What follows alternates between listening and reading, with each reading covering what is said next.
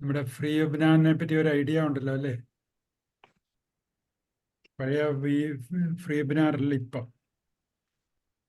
Free webinar NLP attend ചെയ്ത കുട്ടികൾക്ക് വേണ്ടിയിട്ടുള്ള ഒരു ക്ലാസ്സാണ്. അവർക്കൊരു ടോപ്പിക്ക് കൊടുക്കും, അവരതിനെപ്പറ്റി സംസാരിക്കും. അപ്പൊ നമ്മുടെ സംസാരം എന്ന് പറഞ്ഞാൽ ഈ ടോപ്പിക്കിനെ പറ്റി സംസാരിക്കുന്നത് കേൾക്കാൻ വേണ്ടിയിട്ട് ഗസ്റ്റുകൾ വന്നിട്ടുണ്ട്. എന്ന് പറഞ്ഞാൽ NLP ക്ലാസ് അറ്റൻഡ് ചെയ്യാത്ത ഗസ്റ്റുകൾ, അവർക്ക് വേണമെങ്കിൽ അവർക്കും സംസാരിക്കാം, സംശയം ഉണ്ടെങ്കിൽ ചോദിക്കാം. അതാണ് ഈ ക്ലാസ്സിൻ്റെ ലക്ഷ്യം. അപ്പോൾ ആരെങ്കിലുമൊക്കെ തുടങ്ങാം.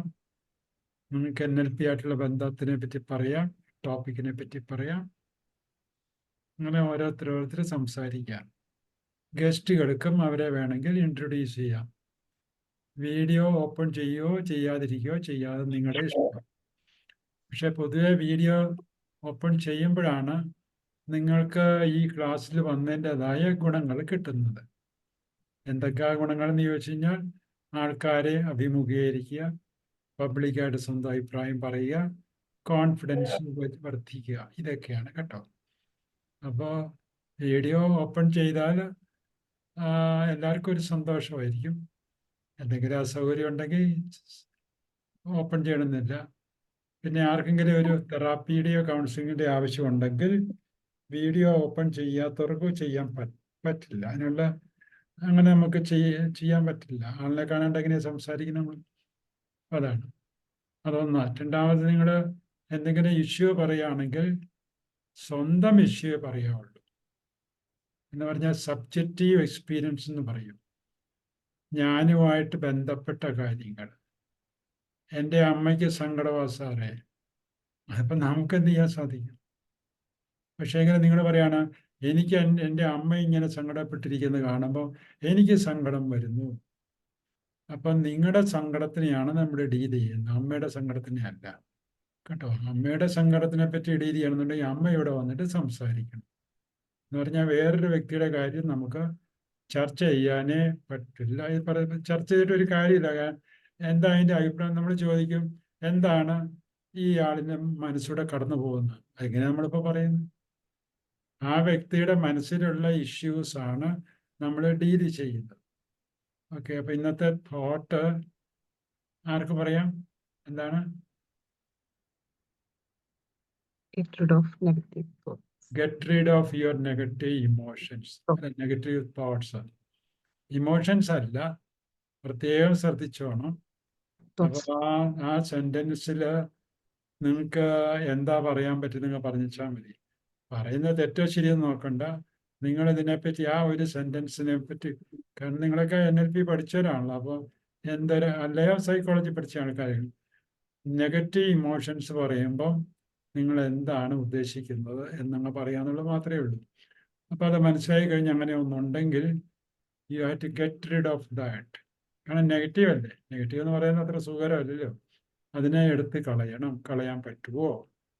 ഇതാണ് നമ്മൾ ഇന്ന് ചർച്ച ചെയ്യുന്ന വിഷയം. ഇതിപ്പോൾ NLP ആയിട്ട് കണക്ട് ചെയ്യണം നിർബന്ധമൊന്നും ഇല്ല കേട്ടോ.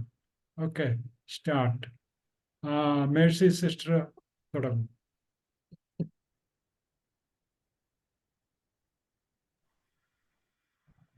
So, I am Sister Mercy. So, continuous സാറിൻ്റെ ക്ലാസ്സുകളൊക്കെ വളരെ അറ്റൻഡ് ചെയ്യാറുള്ളതാണ്. ഇത് നെഗറ്റീവ് തോട്ട്സ് ഏതെങ്കിലും ഒരു സാഹചര്യത്തിൽ ഏതെങ്കിലും ഒരു സിറ്റുവേഷനിൽ വരുമ്പം നമുക്കതിനെ പോസിറ്റീവായിട്ടും നെഗറ്റീവായിട്ടും അതിനെക്കുറിച്ചൊരു ഒപ്പീനിയൻ വരാം. നമ്മുടെ ചിന്തയിൽ പെട്ടെന്ന് വരിക, നമ്മൾക്ക് ആ സാഹചര്യമായിട്ട് എങ്ങനെയുള്ള ഒരു എക്സ്പീരിയൻസ് ആണോ നേരത്തെ ഉള്ളത്, അതിനനുസരിച്ചായിരിക്കും നമുക്കൊരു ചിന്ത വരുന്നത്. അപ്പോൾ നമുക്ക് അതൊരു പോസിറ്റീവ് എക്സ്പീരിയൻസുള്ള ഒരു സാഹചര്യമാണെങ്കിൽ നല്ല ചിന്തകളെ വരികയുള്ളൂ. ഇപ്പൊ ഞാൻ പറയും, ഇപ്പൊ ഇങ്ങനെ ട്രാവലിങ്ങിലൊക്കെ ചിലരിങ്ങനെ പറയില്ലേ, അങ്ങോട്ട് പോയെന്നാൽ ഒത്തിരി ബുദ്ധിമുട്ടാണ്. പക്ഷേ ഇങ്ങനെ കൂട്ടുകാരോടോ ഇങ്ങനെ എല്ലാവരും പറയുമ്പോൾ അവിടെ പോകാനോ സാധിക്കത്തില്ല, അത് കാരണം അവിടത്തെ ഭക്ഷണം ശരിയല്ല, അങ്ങനെയൊക്കെ പറയുമ്പോൾ പെട്ടെന്ന്, പക്ഷെ നമുക്ക് അത് അവിടെയും മനുഷ്യർ ജീവിക്കുന്നുണ്ടല്ലോ. അവരും ഭക്ഷണം കഴിച്ച് അതുപോലെ ജീവിക്കുന്നത്. അപ്പൊ അങ്ങനെ അതുമായിട്ടൊരു പോസിറ്റിവിറ്റി നമുക്ക് നമ്മുടെ ഉള്ളിൽ തന്നെ ഉണ്ടാകണം. ഞാൻ മാത്രമേ നല്ലതുള്ളൂ, ഞാൻ ഇരിക്കുന്നവിടെ മാത്രമേ എനിക്ക് പറ്റുള്ളൂ. അങ്ങനെ ഒരു വന്നു കഴിയുമ്പോൾ മറ്റുള്ളവരിലും നന്മയുണ്ട്, മറ്റുള്ള സ്ഥലങ്ങളിലും നന്മയുണ്ട്. അങ്ങനെ ഒരു ചിന്ത നമുക്കുണ്ടെങ്കിൽ ആ നെഗറ്റീവ് തോട്ട്സ് വരിക എന്ന് തോന്നില്ല. അതുപോലെ ഒരു സാഹചര്യത്തെ കാണുമ്പോഴും അതിനെക്കുറിച്ചും രണ്ടു തരത്തിലുള്ള ചിന്തകൾ നമ്മുടെ ഉള്ളിൽ വരാം. പോസിറ്റീവായിട്ടുള്ള ചിന്തയും വരാം, നെഗറ്റീവായിട്ടും വരാം. നമുക്കത് നമ്മുടെ എക്സ്പീരിയൻസ് എങ്ങനെയാണോ അതിനനുസരിച്ചിരിക്കും നമ്മുടെ ചിന്തകളും. നമുക്കൊരു പോസിറ്റീവ് നല്ലൊരു അനുഭവമാണെങ്കിൽ നമ്മൾ തീർച്ചയായിട്ടും നമുക്കൊരു ഇമോഷൻ ഉണ്ട്, positive thoughts. Okay, thank you. രാജശ്രീക്ക് 2 വാക്ക് പറയാമോ?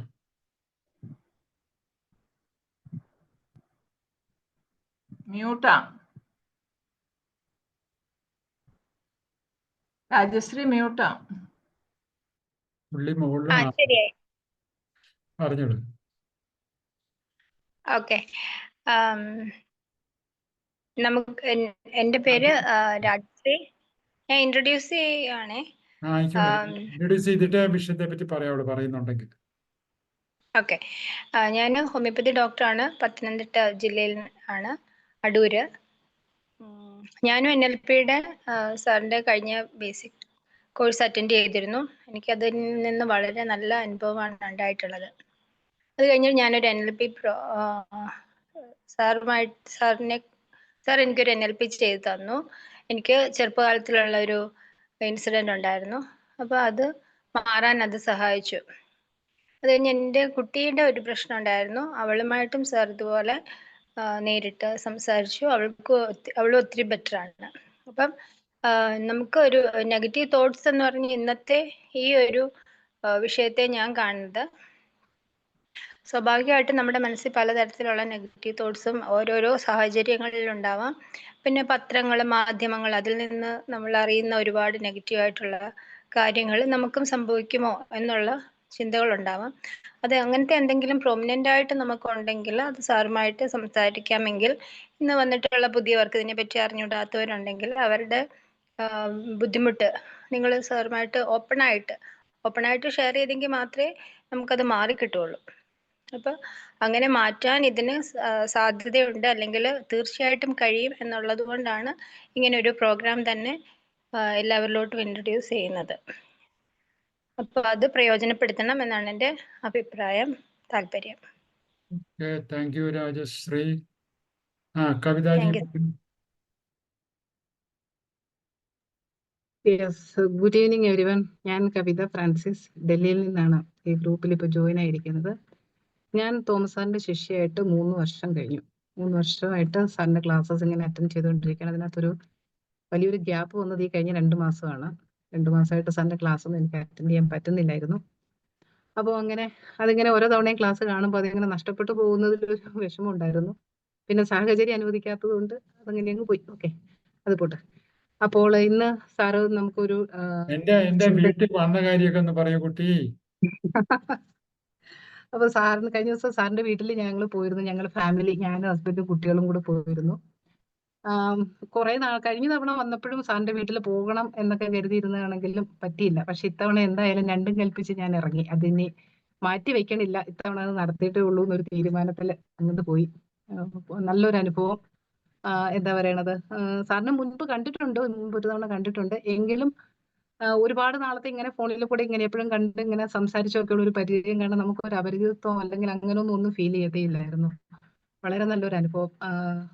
ആകെ കുറച്ച് സമയമാണ് അവിടെ സ്പെൻഡ് ചെയ്യാൻ കിട്ടിയത്. അതാണ് ആകെ അതിനകത്തൊരു സങ്കടമായിട്ട് തോന്നിയ കാര്യം. പിന്നെ എന്താ പറയാ, അപ്പോ ഞങ്ങൾ വരുമ്പോഴത്തേക്ക് എന്റെ മക്കൾ ഇങ്ങനെ പറയുന്നുണ്ടായിരുന്നു, അമ്മയുടെ സാറിന്റെ അടുത്ത് ചെന്നിട്ട് അമ്മയുടെ കുറച്ച് കാര്യങ്ങൾ പറയാനുണ്ട് എന്നൊക്കെ പറഞ്ഞിട്ട്. അവർക്കും അറിയാം തോമസ് സാറ് അല്ലെങ്കിൽ എന്റെ ക്ലാസ് എന്നൊക്കെ പറഞ്ഞു കഴിഞ്ഞാൽ അവർക്കും അറിയാം കൃത്യമായിട്ട് ഞാൻ നിങ്ങൾ വളരെ സീരിയസ് ആയിട്ട് ഈ ക്ലാസ്സസ് അറ്റൻഡ് ചെയ്യുന്നതും അതിനുവേണ്ടി കാര്യങ്ങൾ ഓരോന്ന് ചെയ്യുന്നതും ഒക്കെ അവർക്കറിയാം. അപ്പോൾ ഈ കഴിഞ്ഞ 2 പ്രാവശ്യത്തെ ക്ലാസ്സസ് അറ്റൻഡ് ചെയ്യാതിരുന്നപ്പം അവർക്ക് ഭയങ്കര ഒരു ഉത്സാഹം. ഞാൻ ക്ലാസ് മിസ്സാക്കിയെന്ന് സാറിനോട് എന്ന് പറയാൻ അവർക്ക് കിട്ടുന്ന ഒരു ചാൻസ്.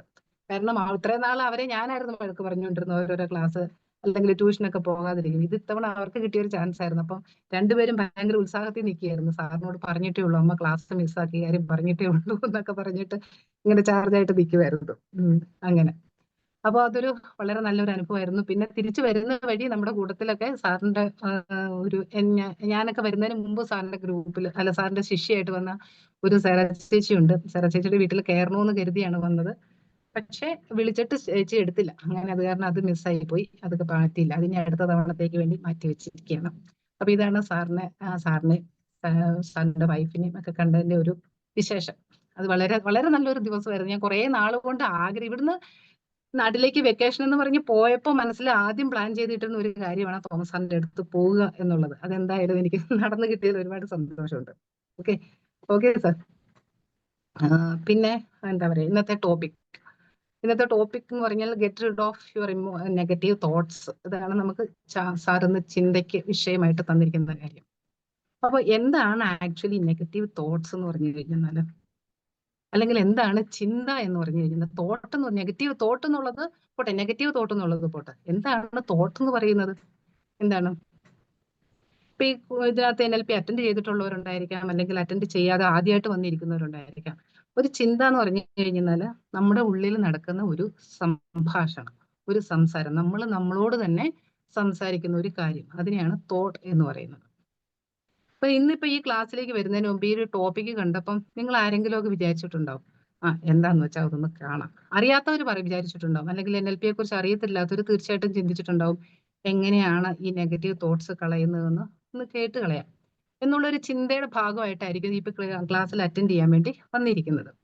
അപ്പൊ ഇതുപോലെ നമ്മുടെ ഉള്ളിൽ നടക്കുന്ന സംസാരം അല്ലെങ്കിൽ ഒരു സംഭാഷണം, അതിനെയാണ് ചിന്ത എന്ന് പറയുന്നത്. അപ്പം അത് നെഗറ്റീവ് ആണോ പോസിറ്റീവ് ആണോ, അതാണ് അടുത്ത ഒരു ചിന്തയായിട്ട് നമ്മൾ കൊണ്ടുവരേണ്ട കാര്യം. അപ്പൊ നെഗറ്റീവ് എന്ന് പറഞ്ഞു കഴിഞ്ഞാൽ എന്തായിരിക്കും നെഗറ്റീവ് ആയിട്ടുള്ള തോട്ട് എന്ന് പറഞ്ഞു കഴിഞ്ഞാൽ, നമ്മൾ ഒരു ദിവസം ഒരു 10,000-കണക്കിന് ചിന്തകളാണ് നമ്മുടെ ഉള്ളിലേക്ക് വരുന്നത്. അതിൽ മിക്കതും നെഗറ്റീവ് തന്നെയായിരിക്കും. ഇപ്പോ ചെറിയൊരു കാര്യം പറഞ്ഞു കഴിഞ്ഞാല്, ഇപ്പോ നാട്ടിലൊക്കെ മഴയുള്ള സമയമാണ്. മഴ എങ്ങാനും പെയ്താലോ, നമ്മൾ എവിടെ പോകാൻ ഇറങ്ങിയ മഴ പെയ്താൽ എന്ത് ചെയ്യും? ഇങ്ങനെ ആവശ്യമില്ലാത്ത കുറെ കാര്യങ്ങളാണ് നമ്മുടെ ഉള്ളിലേക്ക് വരുന്നത്. അല്ലെങ്കിൽ അയ്യോ എന്തൊരു ചൂട്, വെറുതെ നമ്മളങ്ങ് പറയാണ് എന്തൊരു ചൂട്.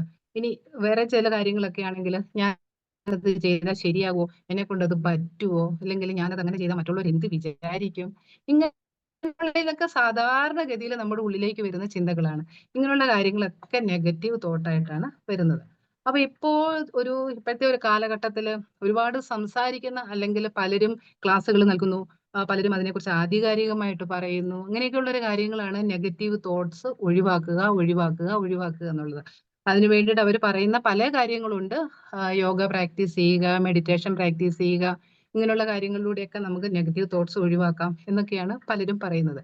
എന്നാൽ ഇതിൽ നിന്നൊക്കെ വ്യത്യസ്തമായിട്ടുള്ള ഒരു അപ്രോച്ച്, അല്ലെങ്കിൽ ഇതിൽ നിന്നൊക്കെ വ്യത്യസ്തമായിട്ടുള്ള കുറെ കാര്യങ്ങളാണ് തോമസ് സാറിന്റെ ക്ലാസ്സിലൂടെ നമുക്ക് കിട്ടുന്നത്. നെഗറ്റീവ് തോട്ട്സ് നമ്മുടെ ഉള്ളിലേക്ക് വരുന്ന ചിന്ത, അതിന്റെ കാരണം എന്താണെന്ന് നമ്മൾ തിരിച്ചറിയുന്നു, അല്ലെങ്കിൽ അതെന്താണെന്നുള്ളതിനെ കുറിച്ച് നമുക്കൊരു അവബോധം ഇതുവരെ ഉണ്ടായിട്ടുണ്ടാകത്തില്ല. ചിലപ്പോൾ നെഗറ്റീവ് തോട്ട് എന്ന് പറഞ്ഞാൽ എന്താണ്, അല്ലെങ്കിൽ എൻ്റെ ഉള്ളിലേക്ക് വരുന്ന ചിന്തകളെ കുറിച്ച് നമ്മൾ ഒരിക്കലും ബോധവാന്മാരല്ല. നമ്മൾ ഇങ്ങനെ നമ്മുടെ ജോലികളും കാര്യങ്ങളും ഒക്കെ ആയിട്ടങ്ങ് പോകും. പക്ഷെ ഉള്ളിൽ ഇങ്ങനെ കിടന്ന് ഇങ്ങനെ ഓരോ കാര്യങ്ങൾ കലബല എന്ന് പറഞ്ഞിട്ട് ഇങ്ങനെ സംസാരം ഉള്ളിൽ ഇങ്ങനെ നടന്നുകൊണ്ടിരിക്കുമായിരിക്കും. നമ്മൾ അതിനെക്കുറിച്ച് നമ്മൾ അറിയണ പോലും ഉണ്ടാവത്തില്ല, ഇങ്ങനെയുള്ള സംസാരങ്ങളാണ് നമ്മുടെ ഉള്ളിൽ നടക്കുന്നത് എന്ന് പോലും.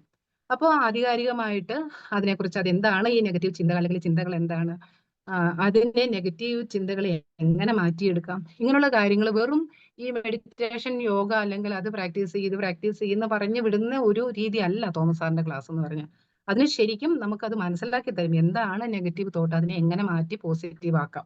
വളരെ ലളിതമായിട്ട് സാർ പറഞ്ഞു തരും. പക്ഷെ അത് എന്ന് പറയുന്നത് ഒരുപാട് ഉപകാരപ്രദമായിരിക്കും. ലളിതം എന്ന് പറഞ്ഞു കഴിഞ്ഞാലും അതിന്റെ യഥാർത്ഥ കാരണം തിരിച്ചറിഞ്ഞ് അവിടെയാണ് സാർ അതിന് നമുക്ക് മാറ്റി തരുന്നത്. അപ്പോ അത് തീർച്ചയായിട്ടും നമുക്ക് ഒരുപാട് ഉപകാരം ചെയ്യുമെന്ന് ഞാൻ പറഞ്ഞതിന്റെ ഒരു കാര്യം അതാണ്. ഇനി ആദ്യമായിട്ടാണ് ഈ NLP ക്ലാസ്സിലേക്ക് വരുന്ന ആൾക്കാർ ആരെങ്കിലും ഒക്കെ ഈ ഗ്രൂപ്പിനകത്ത് ഉണ്ടെങ്കിൽ, അല്ലെങ്കിൽ ഇപ്പൊ ഈ ക്ലാസ് അറ്റൻഡ് ചെയ്യുന്നുണ്ടെങ്കിൽ അവരുടെ അറിവിലേക്ക് വേണ്ടി ഒന്ന് പറയുകയാണ്. ഈ NLP എന്ന് പറയുന്നത് തന്നെ നമ്മുടെ ചിന്തകളെ കുറിച്ചുള്ള ഒരു പഠനമാണ്. അപ്പൊ കേരളത്തിൽ അറിയപ്പെടുന്ന ഒരു എന്താ പറയുക, കൗൺസിലർ, അല്ലെങ്കിൽ NLP പഠിപ്പിച്ചു കൊടുക്കുന്ന ആള്, NLP തെറാപ്പിസ്റ്റ്, ഇങ്ങനെ വിശേഷണങ്ങൾ ഒരുപാടുണ്ട് തോമസ് സാറിനെ കുറിച്ച് പറയാനാണെങ്കിൽ. 20 വർഷത്തിലധികമായിട്ട് സാറിന് ഈ ഒരു മേഖലയിൽ എക്സ്പീരിയൻസ് ഉള്ള ഒരു വ്യക്തിയാണ്.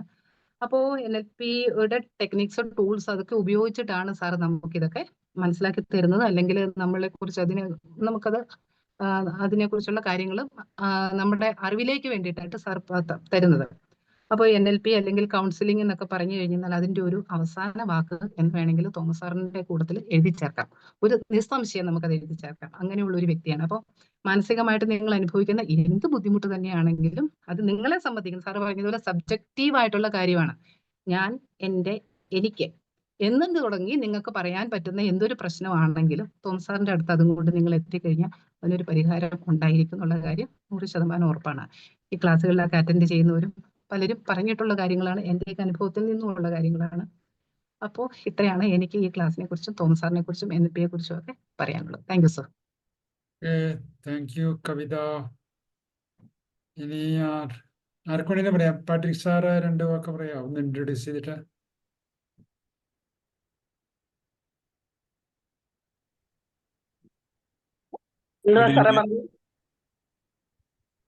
പാട്രിക് സാറ് പറഞ്ഞു. Good evening everybody. Good evening.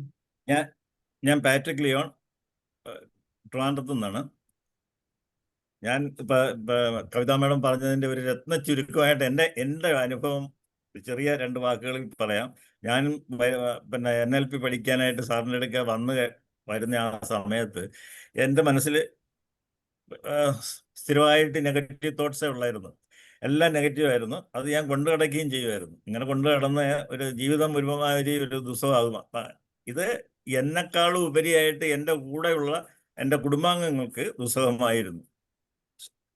അപ്പം അതിനൊരു ചേഞ്ച് ഇപ്പോൾ ഉണ്ടായി. ഞാൻ ഒന്നും ചെയ്തില്ല. ഞാൻ പിന്നെ ക്ലാസ്സുകൾ ഇങ്ങനെ തുടർച്ചയായിട്ട് അറ്റൻഡ് ചെയ്തു. തുറന്ന മനസ്സോടെ എന്ന് വെച്ചാൽ ഒന്നും അറിഞ്ഞുകൂടാത്ത എൻ്റെ ക്ലീൻ സ്ലേറ്റ് ആയിട്ട് ഞാൻ വന്ന് സാറിൻ്റെ എല്ലാ ക്ലാസ്സുകളും ഇങ്ങനെ അറ്റൻഡ് ചെയ്യും. അങ്ങനെ വന്നു. ഇപ്പോൾ എനിക്ക് നെഗറ്റീവ് തോട്ട്സ് വരുന്നില്ലെന്ന് ഞാൻ പറയുന്നില്ല. നെഗറ്റീവ് തോട്ട്സ് വരും. നെഗറ്റീവ് തോട്ട്സിൽ നിന്ന് അത് സ്ലിപ്പ് ചെയ്ത് പോസിറ്റീവ് തോട്ടിലേക്ക് എൻ്റെ അറിവില്ലാതെ തന്നെ പോകുന്നുണ്ടെന്നുള്ളതാണ് ഇപ്പം ഞാൻ വിശ്വസിക്കുന്നത്.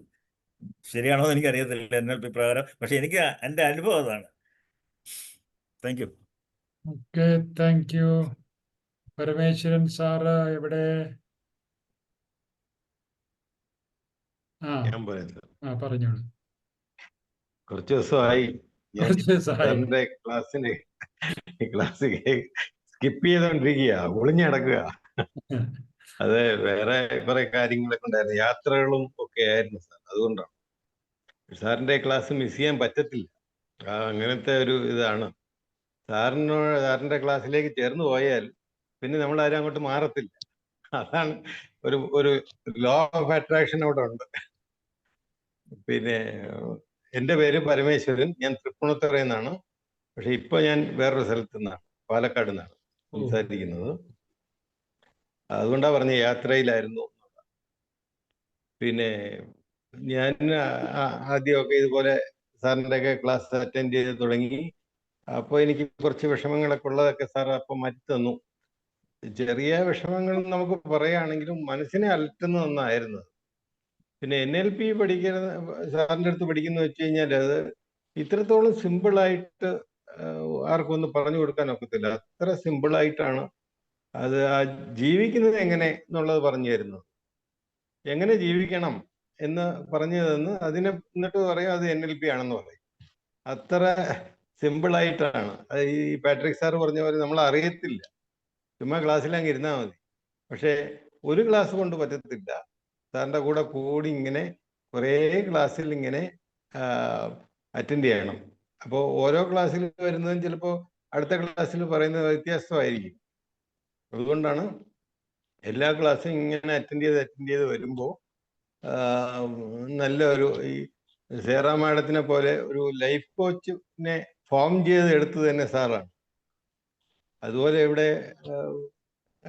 നമ്മളിങ്ങനെ സാറിൻ്റെ കൂടെ നടന്നു കഴിഞ്ഞാൽ നമ്മളും നല്ലൊരു ലൈഫ് കോച്ചായിട്ട് മാറാം. പിന്നെ ഇന്നത്തെ നെഗറ്റീവ് തോട്ട്സിനെ കുറിച്ച് പറയുകയാണെങ്കിൽ, ഈ നെഗറ്റീവ് തോട്ട്സ് എന്ന് പറയുന്ന ഒരു നമ്മുടെ അകത്ത് കിടക്കുന്ന ഒരു പ്രോഗ്രാമാണ്. ഇന്നർ ടോക്സിന്റെ ഒരു പ്രോഗ്രാമാണ്. നമ്മളുടെ ഈ പ്രോഗ്രാം ഇല്ലാതെ ഒന്നുമില്ല. അതാണ് ഈ അകത്ത് കിടന്ന് ഇങ്ങനെ വരുന്നത്. അതിനെ മറ്റേ പോസിറ്റീവ് തോട്ട്സ് കൊണ്ട് അതിൻ്റെ പുറത്ത് ഇങ്ങനെ പേസ്റ്റ് ചെയ്യുകയാണ്. ന്യൂറോ പ്ലാസ്റ്റിസിറ്റി എന്നൊക്കെ പറയുന്ന പോലെ. അങ്ങനെ പേസ്റ്റ് ചെയ്ത് കഴിയുമ്പോഴത്തേക്ക് ഓട്ടോമാറ്റിക്കായിട്ട് പോസിറ്റീവ് തോട്ട്സ് ആയിട്ട് മാറും. അതാണ് പ്രോഗ്രാമിംഗ്, റീപ്രോഗ്രാം ചെയ്യുന്നത്. Thank you sir. Okay, thank you Parameswaran സാറേ. ഇനിയുണ്ടല്ലോ കുറെ പേരൊക്കെ. AD സുരേഷ് ബാബു. സർ ആരാണ്? സർ ഞാനാണ് പ്രസീന സർ. പ്രസീന പറയൂ. Sir good evening to all. Good evening. Sir ഞാൻ എന്റെ വീഡിയോ ഒന്ന് ഓഫ് ചെയ്യുവാണേ, റേഞ്ച് പ്രശ്നം. ചെയ്തു. Sir good evening to all. ശരിക്കും പറഞ്ഞാൽ ഇവിടെ ഇരിക്കുന്ന ഓരോരുത്തർ ഇപ്പോഴും എക്സ്പീരിയൻസ് പറഞ്ഞപ്പോഴാണ് അതിനെക്കുറിച്ച് കൂടുതൽ ഒന്നും കൂടെ അവെയർ ആയതെന്നും കൂടി വേണമെങ്കിൽ പറയാം. പ്രത്യേകിച്ച് ഇപ്പൊ ലാസ്റ്റ് പറഞ്ഞ പരമേശ്വരൻ സാറാണെന്ന് തോന്നുന്നു. ശരിക്കും എന്താ പറയാ, നമുക്ക് ആദ്യം വേണ്ടത് നമ്മുടെ കൂടെ നിൽക്കുന്നവരെ നമ്മൾ ഒന്ന് നല്ലതിലേക്ക് കൊണ്ടുവരിക എന്നുള്ളത്. പക്ഷെ ഒരിക്കലും നമുക്കത് പറ്റത്തില്ല. നമ്മൾ പലപ്പോഴും ചിന്തിക്കും അവര് നന്നായിട്ട് വേണം നമ്മൾ ശരിയാകാൻ എന്നൊക്കെ. പക്ഷെ ഇവിടെ വേണ്ടത് ആദ്യം ഞാൻ ശരിയായാലും എന്റെ ചുറ്റുപാടും ശരിയാകും എന്നുള്ളതാ. കാരണം മെയിനായിട്ട് പറയുമ്പോൾ ആശയവിനിമയം അതാണ് നമുക്ക് അതിലൂടെയാണല്ലോ എല്ലാ ജീവിതം മുന്നോട്ട് കൊണ്ടുപോകുന്നത്. അപ്പം ഇവിടെ NLP എന്ന് പറയുന്നത് തന്നെ ശരിക്കും നമ്മുടെ എങ്ങനെ എവിടെയൊക്കെ നമുക്കത് ഉപയോഗിക്കുക എന്നുള്ളതാ. മെയിനായിട്ട് നമ്മുടെ നമ്മുടെ എവിടെ നമ്മൾ ജീവിക്കുന്ന സാഹചര്യം, അല്ലെങ്കിൽ നമ്മൾ വർക്ക് ചെയ്യുന്ന സാഹചര്യം, ഇങ്ങനെ എല്ലായിടത്തും നമുക്ക് ഉപയോഗിക്കണമെങ്കിൽ ശരിക്കും ഇതിനെ കുറിച്ച് ഒരു അവയർനെസ് ഉണ്ടാകണം. അപ്പൊ അവിടെ വേണ്ടത് ആദ്യം അവിടെ തുടങ്ങുമ്പോൾ ആദ്യം പറയാൻ വേറൊരു കാര്യമുണ്ട്, ചിന്ത എന്നുള്ളത്. ഇന്നത്തെ subject get rid of negative thoughts. Ma'am ആദ്യം പറഞ്ഞ കവിത മാം പറഞ്ഞിട്ടുണ്ട്, തോട്ട്സ് ചിന്തകൾ എന്ന് പറയുമ്പോൾ തീർച്ചയായിട്ടും നമ്മുടെ ആരോഗ്യ വളർച്ചയ്ക്ക് വേണ്ടി നമ്മൾ ഭക്ഷണം കഴിക്കുന്നത് പോലെ നമ്മുടെ മൈൻഡിന്റെ ഒരു ആഹാരമാണ് തോട്ട് എന്ന് പറയുന്നത്. സിമ്പിൾ ആയിട്ട് നമ്മൾ ആ കോൺസെപ്റ്റിനെ നമ്മൾ എടുക്കുവാണെങ്കിൽ, അപ്പൊ അവിടെ നമുക്കറിയാം എല്ലാത്തിനും ഒരു നെഗറ്റീവും പോസിറ്റീവും ഉണ്ട്. ജങ്ക് ഫുഡ് കഴിച്ചാൽ നമുക്കുണ്ടാകുന്ന എഫക്റ്റ് പോലെ നെഗറ്റീവ് ചിന്തകൾ അതേ എഫക്റ്റാണ് ഉണ്ടാക്കുന്നത്. നമ്മുടെ എല്ലാത്തിനെയും അത് മാറ്റിമറിക്കും എന്നുള്ളതാണ്. അപ്പം എത്രത്തോളം ഇമ്പോർട്ടൻസ് ഉണ്ട് ഒരു നെഗറ്റീവ് തോട്ട്സിന് എന്ന് സാറിന്റെ ഈ ക്ലാസ്സിലൂടെ നമുക്ക് കൃത്യമായിട്ട്, സാറ് സിമ്പിൾ ആയിട്ട് കുറേ ലൈഫ് എക്സ്പീരിയൻസ് വെച്ചിട്ടാണ് ലൈഫ് എക്സ്പീരിയൻസ് എക്സാമ്പിൾ വെച്ചിട്ടാണ് സാറ് ഇവിടെ പറയുന്നത്. അതാണ് ഇതിന്റെ ഏറ്റവും വലിയൊരു ഒരു ഗുണം എന്ന് പറയുന്നത്. പിന്നെ പറഞ്ഞ കുറെ കാര്യങ്ങൾ പറയാനുണ്ട്. എനിക്ക് എഫക്റ്റ് ആയ കുറച്ച് കാര്യങ്ങളാണ് ഞാനിവിടെ ഒന്നും കൂടെ ഓർമ്മിക്കുന്നത്. പിന്നെ സാറ് പഠിപ്പിച്ചൊരു റെപ്രസെന്റേറ്റീവ് സിസ്റ്റം ഉണ്ട്. തീർച്ചയായിട്ടും as A teacher, as A councillor, എവിടെ ആയാലും നമുക്ക് ഈവൻ നമ്മുടെ ചുറ്റുപാട് നമ്മുടെ കൂടെ നിൽക്കുന്നവരായാലും നമ്മൾ പലപ്പോഴും നമ്മൾ അളക്കുന്നത് നമ്മുടെ ലെവലിൽ വെച്ചിട്ടാ. അതിന് പകരം നമ്മുടെ മുന്നിലിരിക്കുന്ന ഈവൻ ഒരു സ്കൂളിലാണെങ്കിൽ ഒരു ടീച്ചർ, നമ്മുടെ മുന്നിലിരിക്കുന്ന കുട്ടികൾ ഏത് തരത്തിലുള്ള ലേണിംഗ് സ്റ്റൈലാണ് അവർക്കുള്ളത്, അത് ഏത് രീതിയിലാണ് അവർ അക്വയർ ചെയ്യുന്നത്, ഈ രീതിയിൽ അവരെ മനസ്സിലാക്കാൻ സാധിക്കുവാണെങ്കിൽ നമുക്ക് അവരെ അത്രയും ഹെൽപ്പ് ചെയ്യാൻ പറ്റും. അത് നമുക്ക് അവരുടെ പാരൻസിലേക്ക് എത്തിക്കാൻ പറ്റും.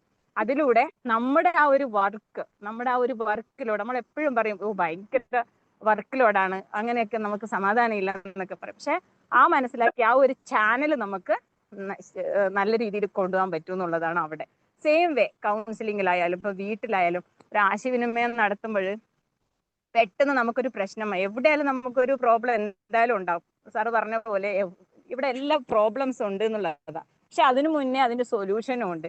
അപ്പം നമുക്കൊരു പ്രശ്നം വരുമ്പോ അത് എന്നെ ബാധിക്കുന്നതല്ല, അതിലെന്തിനാണ് ഞാൻ അതിലോട്ട് പോയി വീഴുന്നത്. അപ്പൊ സാർ അതിന് പറഞ്ഞ വാക്ക് പെട്ടെന്ന് നമുക്ക് ആക്സെപ്റ്റ് ചെയ്യാൻ പറ്റത്തില്ല, അബ്സോർവ് ചെയ്യാൻ പറ്റത്തില്ല, സബ്ജക്റ്റീവ് ആൻഡ് ഒബ്ജക്റ്റീവ്.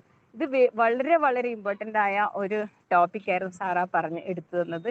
ശരിക്കും അതിനുശേഷം എൻ്റെ ഒരു അനുഭവത്തിൽ പറയുകയാണെങ്കിൽ, അല്ലെങ്കിൽ ഞാനിപ്പോഴും ഒരു കംപ്ലൈന്റ് ബുക്ക് തന്നെ ആയിരുന്നു. ഇപ്പോഴും പൂർണ്ണമായിട്ട് മാറിയിട്ടൊന്നുമില്ല, പക്ഷെ എങ്കിലും നമുക്കത് പെട്ടെന്ന് നമ്മൾ പോസിറ്റീവ് നെഗറ്റീവ് അല്ലെങ്കിൽ ടെൻഷൻ ആ വാക്ക് ഉപയോഗിക്കുന്നതിന് പകരം സബ്ജക്റ്റീവ് ഒബ്ജക്റ്റീവ് എന്ന് ഉപയോഗിക്കുമ്പോൾ അവിടെയും നമ്മുടെ നെഗറ്റിവിറ്റി ഇല്ലാതാവുന്നു എന്നുള്ളതാണ് എനിക്ക് മനസ്സിലാക്കാൻ സാധിച്ചത്.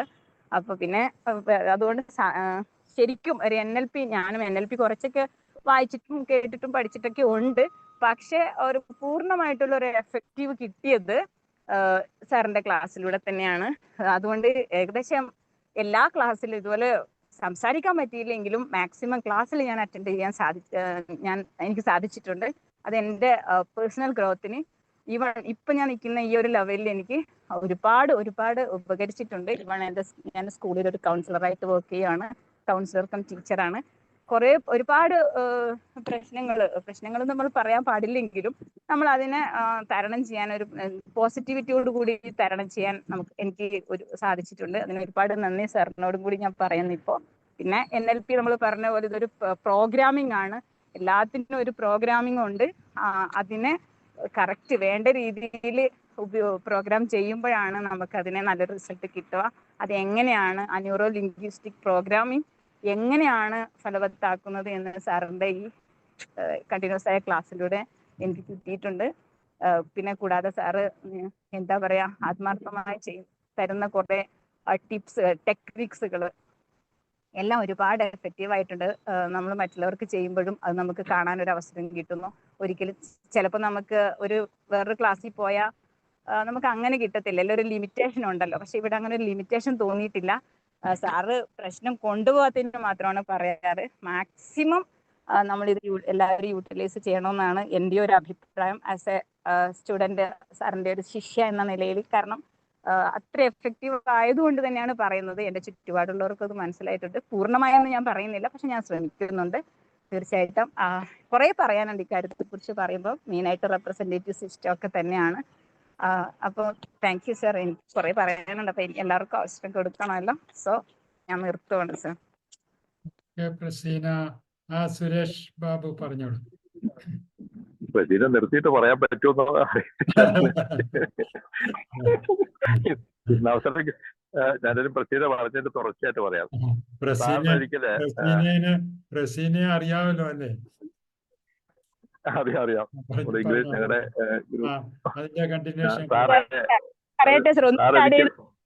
സാർ ഞാൻ ഒന്നും കൂടി ആഡ് ചെയ്തോട്ടെ, ഞാനത് പറയാൻ വിട്ടുപോയി.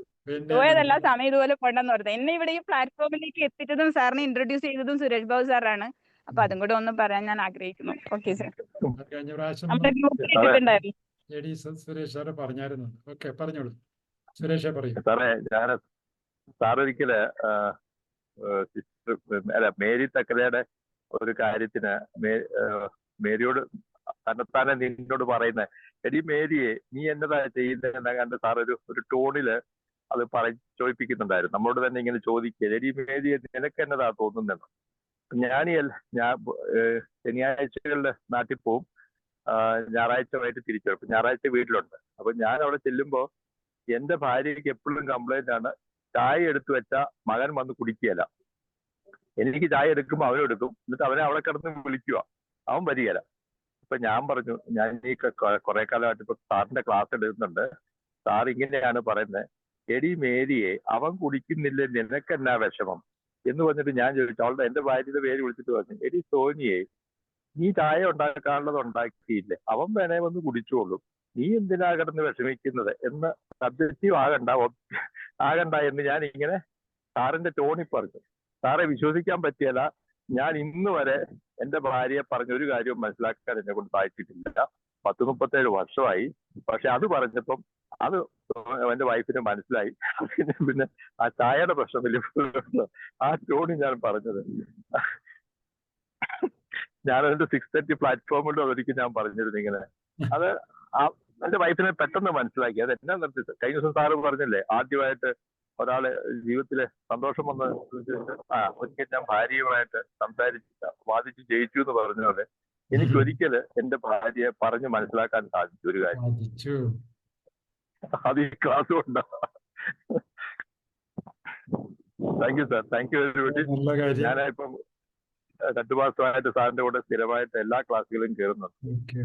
വൈകിട്ട് ഞാൻ നടക്കാൻ ഇറങ്ങുന്നതുകൊണ്ടാണ് ഞാൻ പലപ്പോഴും വീഡിയോ ഇടാത്തത്. ഇപ്പൊ നടന്നുകൊണ്ടിരിക്കുകയാണോ?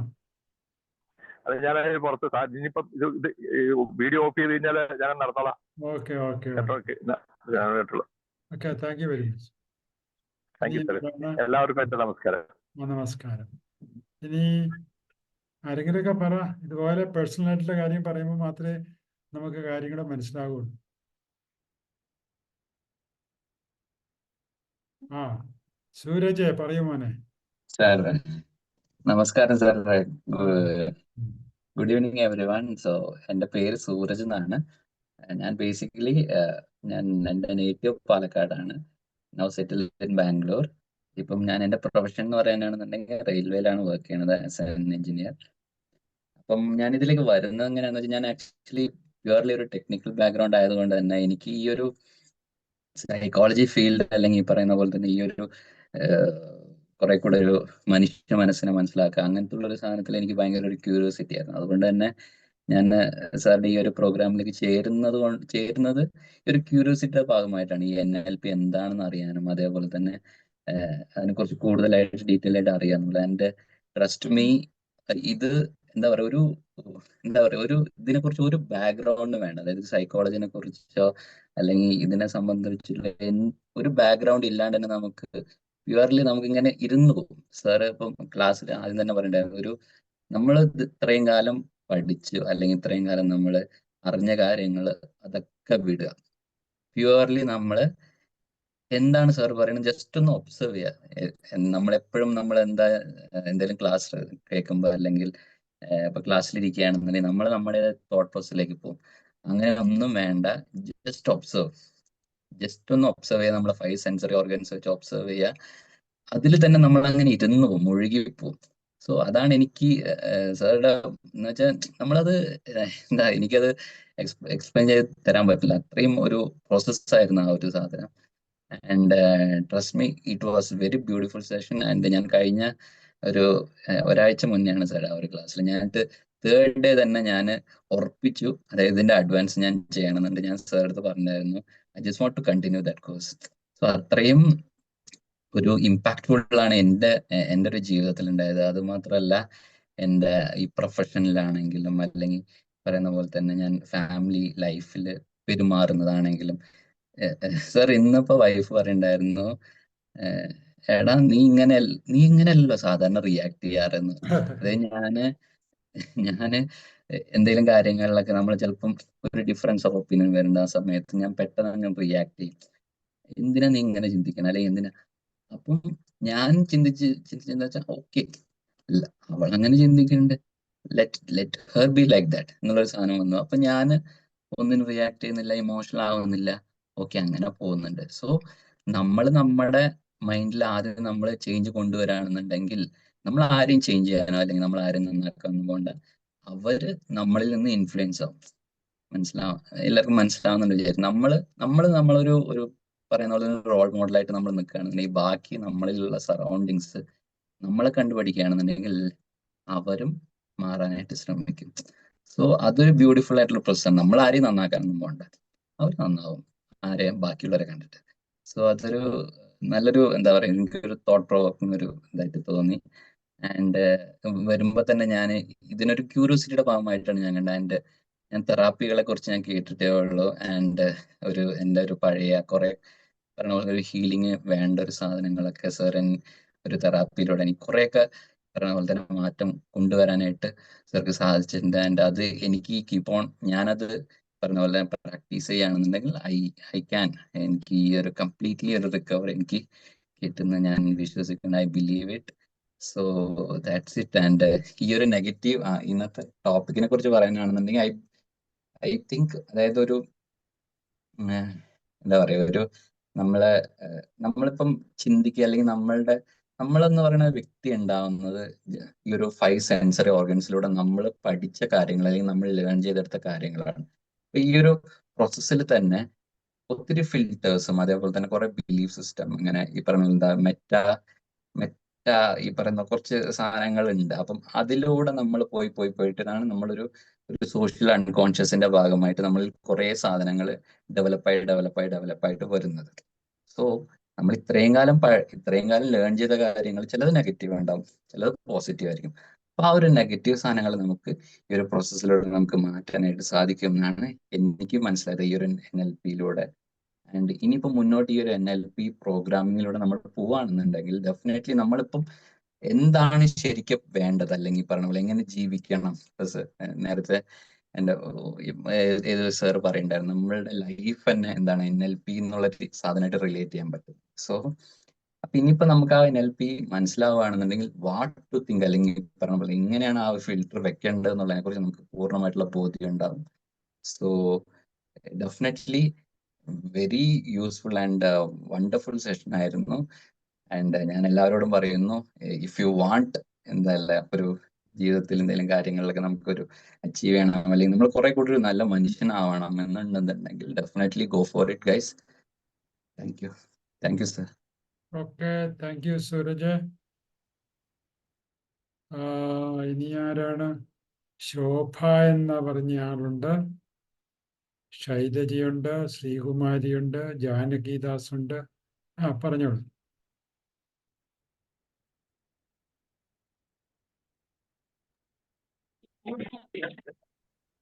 ശോഭ പറയൂ. ശ്രീകുമാരി.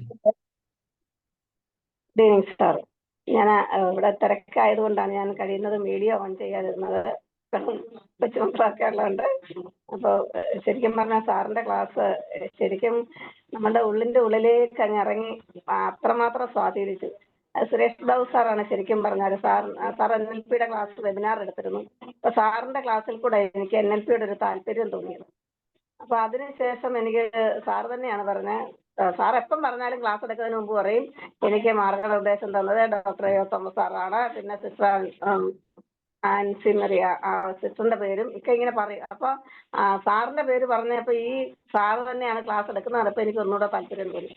അപ്പൊ അതിനകത്ത് ക്ലാസ് കേട്ട് കഴിഞ്ഞപ്പോ ശരിക്കും പറഞ്ഞാൽ ആദ്യമൊക്കെ എനിക്ക് എഴുതിയെടുക്കുന്നത് വരും, പിന്നെ സാറ് പറഞ്ഞ് എഴുതണ്ടെന്ന് പറഞ്ഞപ്പോ ശരിക്കും സാറിൽ നമ്മുടെ ഉള്ളിലേക്ക് വന്നങ്ങ് പറയുന്നോട്ട് എനിക്ക് തോന്നി. ഓരോന്നും എനിക്ക് അത്രമാത്രം എനിക്ക് ഫുള്ള് നമുക്കൊരു നമ്മുടെ ഒത്തിരിയും മനസ്സിനൊരു നല്ല മാറ്റങ്ങൾ കൊണ്ടുവരാൻ, നല്ല ചിന്തകൾ കൊണ്ടുവരാൻ, നല്ല രീതി നമ്മുടെ മനസ്സിനെ നമ്മൾ ആദ്യം നേരെയാക്കി എടുക്കണം എന്നുള്ള ആ ഒരു തോട്ട്. സാറ് പറഞ്ഞ ഓരോ കാര്യങ്ങളും ഉള്ളിന്റെ ഉള്ളിൽ തട്ടുന്ന രീതിയിലുള്ള നല്ലൊരു ക്ലാസ്. എനിക്ക് ഒത്തിരി ഇഷ്ടപ്പെട്ടു. തുടർന്നും ഞാൻ ക്ലാസ്സിൽ സജീവമാണ്. ഇപ്പൊ കുറച്ച് 1-2 ആഴ്ചത്തേക്ക് അല്പം ഞാൻ വീഡിയോ ഓൺ ചെയ്ത് ഇപ്പൊ കുഞ്ഞിന്റെ ഒക്കെ ബഹളം വച്ചൊക്കെ കണ്ടതുകൊണ്ടാണ്. അത് കഴിയുമ്പോഴത്തേക്ക് കുഞ്ഞ്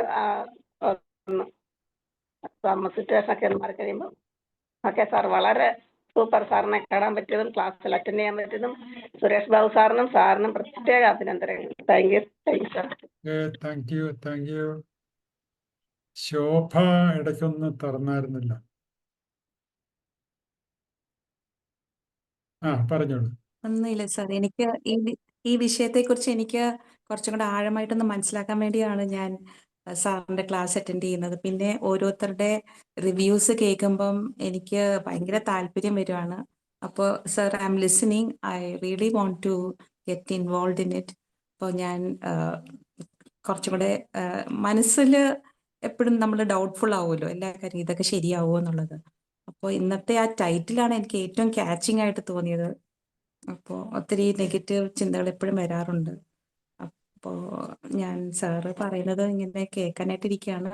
ഓരോരുത്തർ പറഞ്ഞത് ഒത്തിരി ഉപകാരപ്രദമായി. അപ്പോൾ I am really seriously thinking about it sir. ശോഭനെ ഒന്ന് ഇൻട്രൊഡ്യൂസ് ചെയ്യാമോ? എവിടുന്ന് വരുന്നു? ഞാൻ പാലക്കാട്ടാണ്. ഞാനൊരു റിട്ടയർഡ് ടീച്ചറാണ്. ഞാൻ ടീച്ചർ ആയിരുന്നപ്പോൾ ഞാൻ സൈക്കോളജി ചെയ്തിട്ടുണ്ട്. അപ്പം കുറച്ചൊക്കെ എനിക്ക് താല്പര്യമുണ്ട്. പക്ഷേ ഒരു എന്താ പറയുക, നമുക്കൊരു കോൺഫിഡൻസ് ഇല്ല അതിനകത്തൊക്കെ ഇതൊക്കെ ശരിയാണോ, കുറേ ഡൗട്ടുകളൊക്കെ ഉണ്ട് സാർ. അപ്പോൾ സാറിൻ്റെ നമ്പർ ഞാൻ നോട്ട് ചെയ്തിട്ടുണ്ട്. അങ്ങനെ എനിക്കൊന്ന് പേഴ്സണലായിട്ട് സാറിൻ്റെ സ്ഥലം എവിടാന്ന് അറിഞ്ഞാൽ എനിക്ക് ഞാനിപ്പോ സാറിനെ കോൺടാക്ട് സംസാരിക്കുന്ന പനമ്പള്ളിയിലാണ്, എറണാകുളത്ത്. Okay sir. എറണാകുളത്തായിട്ട് 94 വന്നതാണ് ഇവിടെ. ഇല്ലെങ്കിൽ ഞാൻ എല്ലാ സ്ഥലത്തൂടെ താമസിച്ചിട്ടുണ്ട്. പക്ഷെ ജനിച്ചത് പാലായിലാണ്. പഠിക്കാൻ വേണ്ടിയിട്ട് പാലായി പഠിച്ചു, തൃശ്ശൂർ പഠിച്ചു, ബോംബെ പഠിച്ചു, പിന്നെ ഇങ്ങനെ പല സ്ഥലങ്ങളിൽ പഠിച്ചു. വിദേശത്ത് പോയി പഠിച്ചു, വിദേശത്ത് സഞ്ചരിച്ചു, പല പ്രൊഫഷനിൽ കൂടെയൊക്കെ പോയി. അവസാനം ഈ സൈക്കോളജി ആൻഡ് കൗൺസിലിംഗ് ആണ് പാഷൻ അതാണെന്ന് മനസ്സിലായി, അവിടെ അങ്ങോട്ട് സെറ്റിലായി. അതാണ് എൻ്റെ ചരിത്രം. കഴിഞ്ഞ ഒരു 20 വർഷമായിട്ട് ഇതുമായിട്ടാണ് പോകുന്നത്. Okay sir. Okay, thank you Shobha. Okay sir. ഇനി ജാനകീദാസ് ആരാ, 1-2 വാക്ക് പറയാമോ? ഞാനാണ് സർ വീഡിയോ ഓൺ ആക്കാതിരിക്കുകയാണ്. ഓക്കെ. പിന്നെ NLP-നെ പറ്റി ഞാൻ കേട്ടത് സുരേഷ് ബാബു സാറിൽ നിന്നാണ്. ഇപ്പം സാറ് ക്ലാസ് എടുക്കുമ്പോഴൊക്കെ പിന്നെ ഈ ഡോക്ടർ റേയ തോമസ് എന്നും ആനി മരിയാനും പറഞ്ഞ് 2 പേരുടെ ഫോട്ടോ വെച്ചിട്ടാണ് ക്ലാസ് ആദ്യമായിട്ട് തുടങ്ങുന്നത്. അപ്പം ഇതിനെപ്പറ്റി എനിക്ക് ഒരു ഐഡിയ ഇല്ലായിരുന്നു, ഇതെന്താണ് ഏതാണ്. നമ്മളൊന്നും സൈക്കോളജി അങ്ങനെയുള്ള മേഖലകളിലൊന്നും എത്തിപ്പെട്ടിട്ടില്ല, സാധാരണ ഒരു വീട്ടമ്മയായിട്ട് നിന്നതാണ്. അപ്പം ഞാൻ എപ്പോഴും സാറ് ആദ്യം സാറിന്റെ ക്ലാസ് കേട്ടപ്പോൾ തന്നെ ആദ്യം സാറ് തുടങ്ങിയത് തന്നെ ഒരു നടക്ക് നടക്കില്ല എന്നുള്ളതാണ്. ഈ ഒരു NLP എന്നുള്ള ആ ഒരു പഴമൊഴി ഞാൻ എപ്പോഴും, പിന്നെ അതിന് ശേഷം എൻ്റെ മനസ്സിൽ വരുന്നത് എപ്പോഴും അത് തന്നെയാണ്. ഒരു തവണ കേട്ടാൽ പഠിക്കാൻ കഴിയില്ല NLP. തന്നില്ല വരനുള്ളു കാട്ടുവാൻ എന്നുമേ നരനു ഭായമീശ്വരൻ ഇന്ന് ഭാഷ്യത് അപൂർണം എങ്ങഹു വന്നു പൂമ്പിഴേ അർത്ഥവശങ്ക. ഞാൻ എപ്പോഴും എൻ്റെ മനസ്സിൽ ഉരുവിടുന്നതാണ്. അത് പറഞ്ഞു തന്നത് സുരേഷ് ബാബു സാറാണ്. അപ്പൊ നമ്മൾ NLP-നെ പറ്റി ഇങ്ങനെ പഠിക്കും. അപ്പൊ ഇപ്പൊ ഇവിടെ എല്ലാവരും പറഞ്ഞു നെഗറ്റീവ് തോട്ടുകൾ വരും. അപ്പൊ ഇങ്ങനെ ഈ NLP പഠിക്കുന്നതിനും വർഷങ്ങൾക്ക് മുമ്പ് തന്നെ എൻ്റെ മനസ്സിൽ എന്തെങ്കിലും ഇങ്ങനെ നെഗറ്റീവ് വരുമ്പം തന്നെ ഞാൻ അതല്ലല്ലോ അന്നങ്ങനെ ഞാൻ ചിന്തിക്കുമായിരുന്നു. ഒരിക്കലും എൻ്റെ മനസ്സിൽ അങ്ങനെയാണ്. ഇപ്പം ഇവിടെ വേറെ ഒരു ഉദാഹരണം നമുക്ക് ഇപ്പം നമ്മളെ മുന്നിൽ പറയുകയാണെങ്കിൽ മഴ തൊല്ലാത്ത മഴയാണ്. എല്ലാവരും പറയും ഷോ ഈ മഴ. അപ്പം ഞാൻ ചിന്തിക്കുന്നത് അത്ര മനോഹരമായ മഴയാണ്, ഒരാൾക്കും ഒരാപത്തും വരുന്നില്ല, വളരെ മനോഹരമായിട്ടായ ശബ്ദം. ആ ഒരു ശബ്ദത്തിന് തന്നെ നമുക്ക് ഒരു സംഗീതത്തെ നമുക്ക് എഴുതാൻ വേണ്ടിയിട്ടുള്ള ഒരാശയം കിട്ടും എന്നുള്ളതൊക്കെയാണ് ഞാൻ ചിന്തിക്കുന്നത്. അപ്പൊ എന്നെ ഒരിക്കലും അങ്ങനെ കൂടുതലായിട്ട് നെഗറ്റീവിലേക്ക് തന്നെ പോകില്ല. പിന്നെ അതുപോലെ തന്നെ ഇതുപോലെ ഒരുപാട് അറിവുള്ളവരോടൊക്കെ ഞാൻ ഇങ്ങനെ സംബന്ധിക്കുമ്പോഴൊക്കെ ചിലരൊക്കെ എന്നെ കളിയാക്കുമായിരുന്നു. നിനക്ക് എന്തറിഞ്ഞിട്ടാണ് നീ ഇതിനൊക്കെ ചെന്ന് കയറുന്നത്, നിനക്ക് ഇതിന് വല്ല ആവശ്യമുണ്ട്, എനിക്ക് എന്തെങ്കിലും തലയിൽ കയറുമോ? പക്ഷെ എൻ്റെ തലയിൽ കയറുന്നോ ഇല്ലയോന്ന് അതെനിക്കല്ലേ മനസ്സിൽ വന്നത്. അപ്പൊ എനിക്ക് അതിനകത്തൊരു ഇഷ്ടമാണ്, ഇത് കേൾക്കാൻ ഇഷ്ടമാണ്, അറിവുള്ളവരിൽ നിന്ന് എന്തെങ്കിലുമൊക്കെ കേൾക്കുക എന്നുള്ളത് എനിക്ക് വളരെ ഇഷ്ടമാണ്. അതുകൊണ്ട് തന്നെ മറ്റുള്ള പോരായ്മകളൊന്നും ഞാൻ ചിന്തിക്കില്ല. ഇതുപോലുള്ള ഒരാൾക്കൂട്ടത്തിൽ അല്ലെങ്കിൽ ഒരു അറിവ് പങ്കുവെക്കുന്നിടത്തൊക്കെ എനിക്ക് പോകാൻ വളരെ ഇഷ്ടമാണ്. അതിന്ന് എല്ലാം കിട്ടുമെന്ന് വിചാരിച്ചിട്ടല്ല, ഇത്തിരിയെങ്കിലും കിട്ടിയാൽ അത് എനിക്ക് സന്തോഷമുള്ള കാര്യമില്ലേ എന്ന് വിചാരിച്ചിട്ട്. അപ്പം ആ ഒരു സന്തോഷം തന്നെയാണ് സാറിന്റെ ക്ലാസ്സിലും പങ്കെടുക്കാൻ എന്നെ പ്രേരിപ്പിക്കുന്നത്. ഈ NLP-നെ പറ്റി ഒന്നും അറിഞ്ഞിട്ടല്ല, സുരേഷ് ബാബു സാറിന്റെ 1-2 ക്ലാസ് കേട്ട് ഈ ഒരു വരികൾ സദാ അതിന് ശേഷം ഞാൻ ഇങ്ങനെ ഉരുവിടുക. കാരണം ഞാൻ ഒരിക്കലും പൂർണ്ണതയിൽ എത്തിയിട്ടില്ല എന്നുള്ള ചിന്തയിൽ ഇപ്പൊ സാറിന്റെ ക്ലാസ് കേൾക്കാൻ വേണ്ടി ഇങ്ങനെ കയറിയിരിക്കുന്നു. Okay, thank you sir. Okay, very good. ഇനി ആർക്കെങ്കിലും രണ്ടാമത് പറയണമെന്ന് തോന്നുന്നുണ്ടോ, അല്ലെങ്കിൽ ആദ്യം പറയാത്തവരാരെങ്കിലും ഉണ്ടോ? എൻ്റെ നോട്ടത്തിൽ എല്ലാവരും ഒന്ന് പറഞ്ഞെന്ന് വിചാരിക്കുന്നില്ലേ?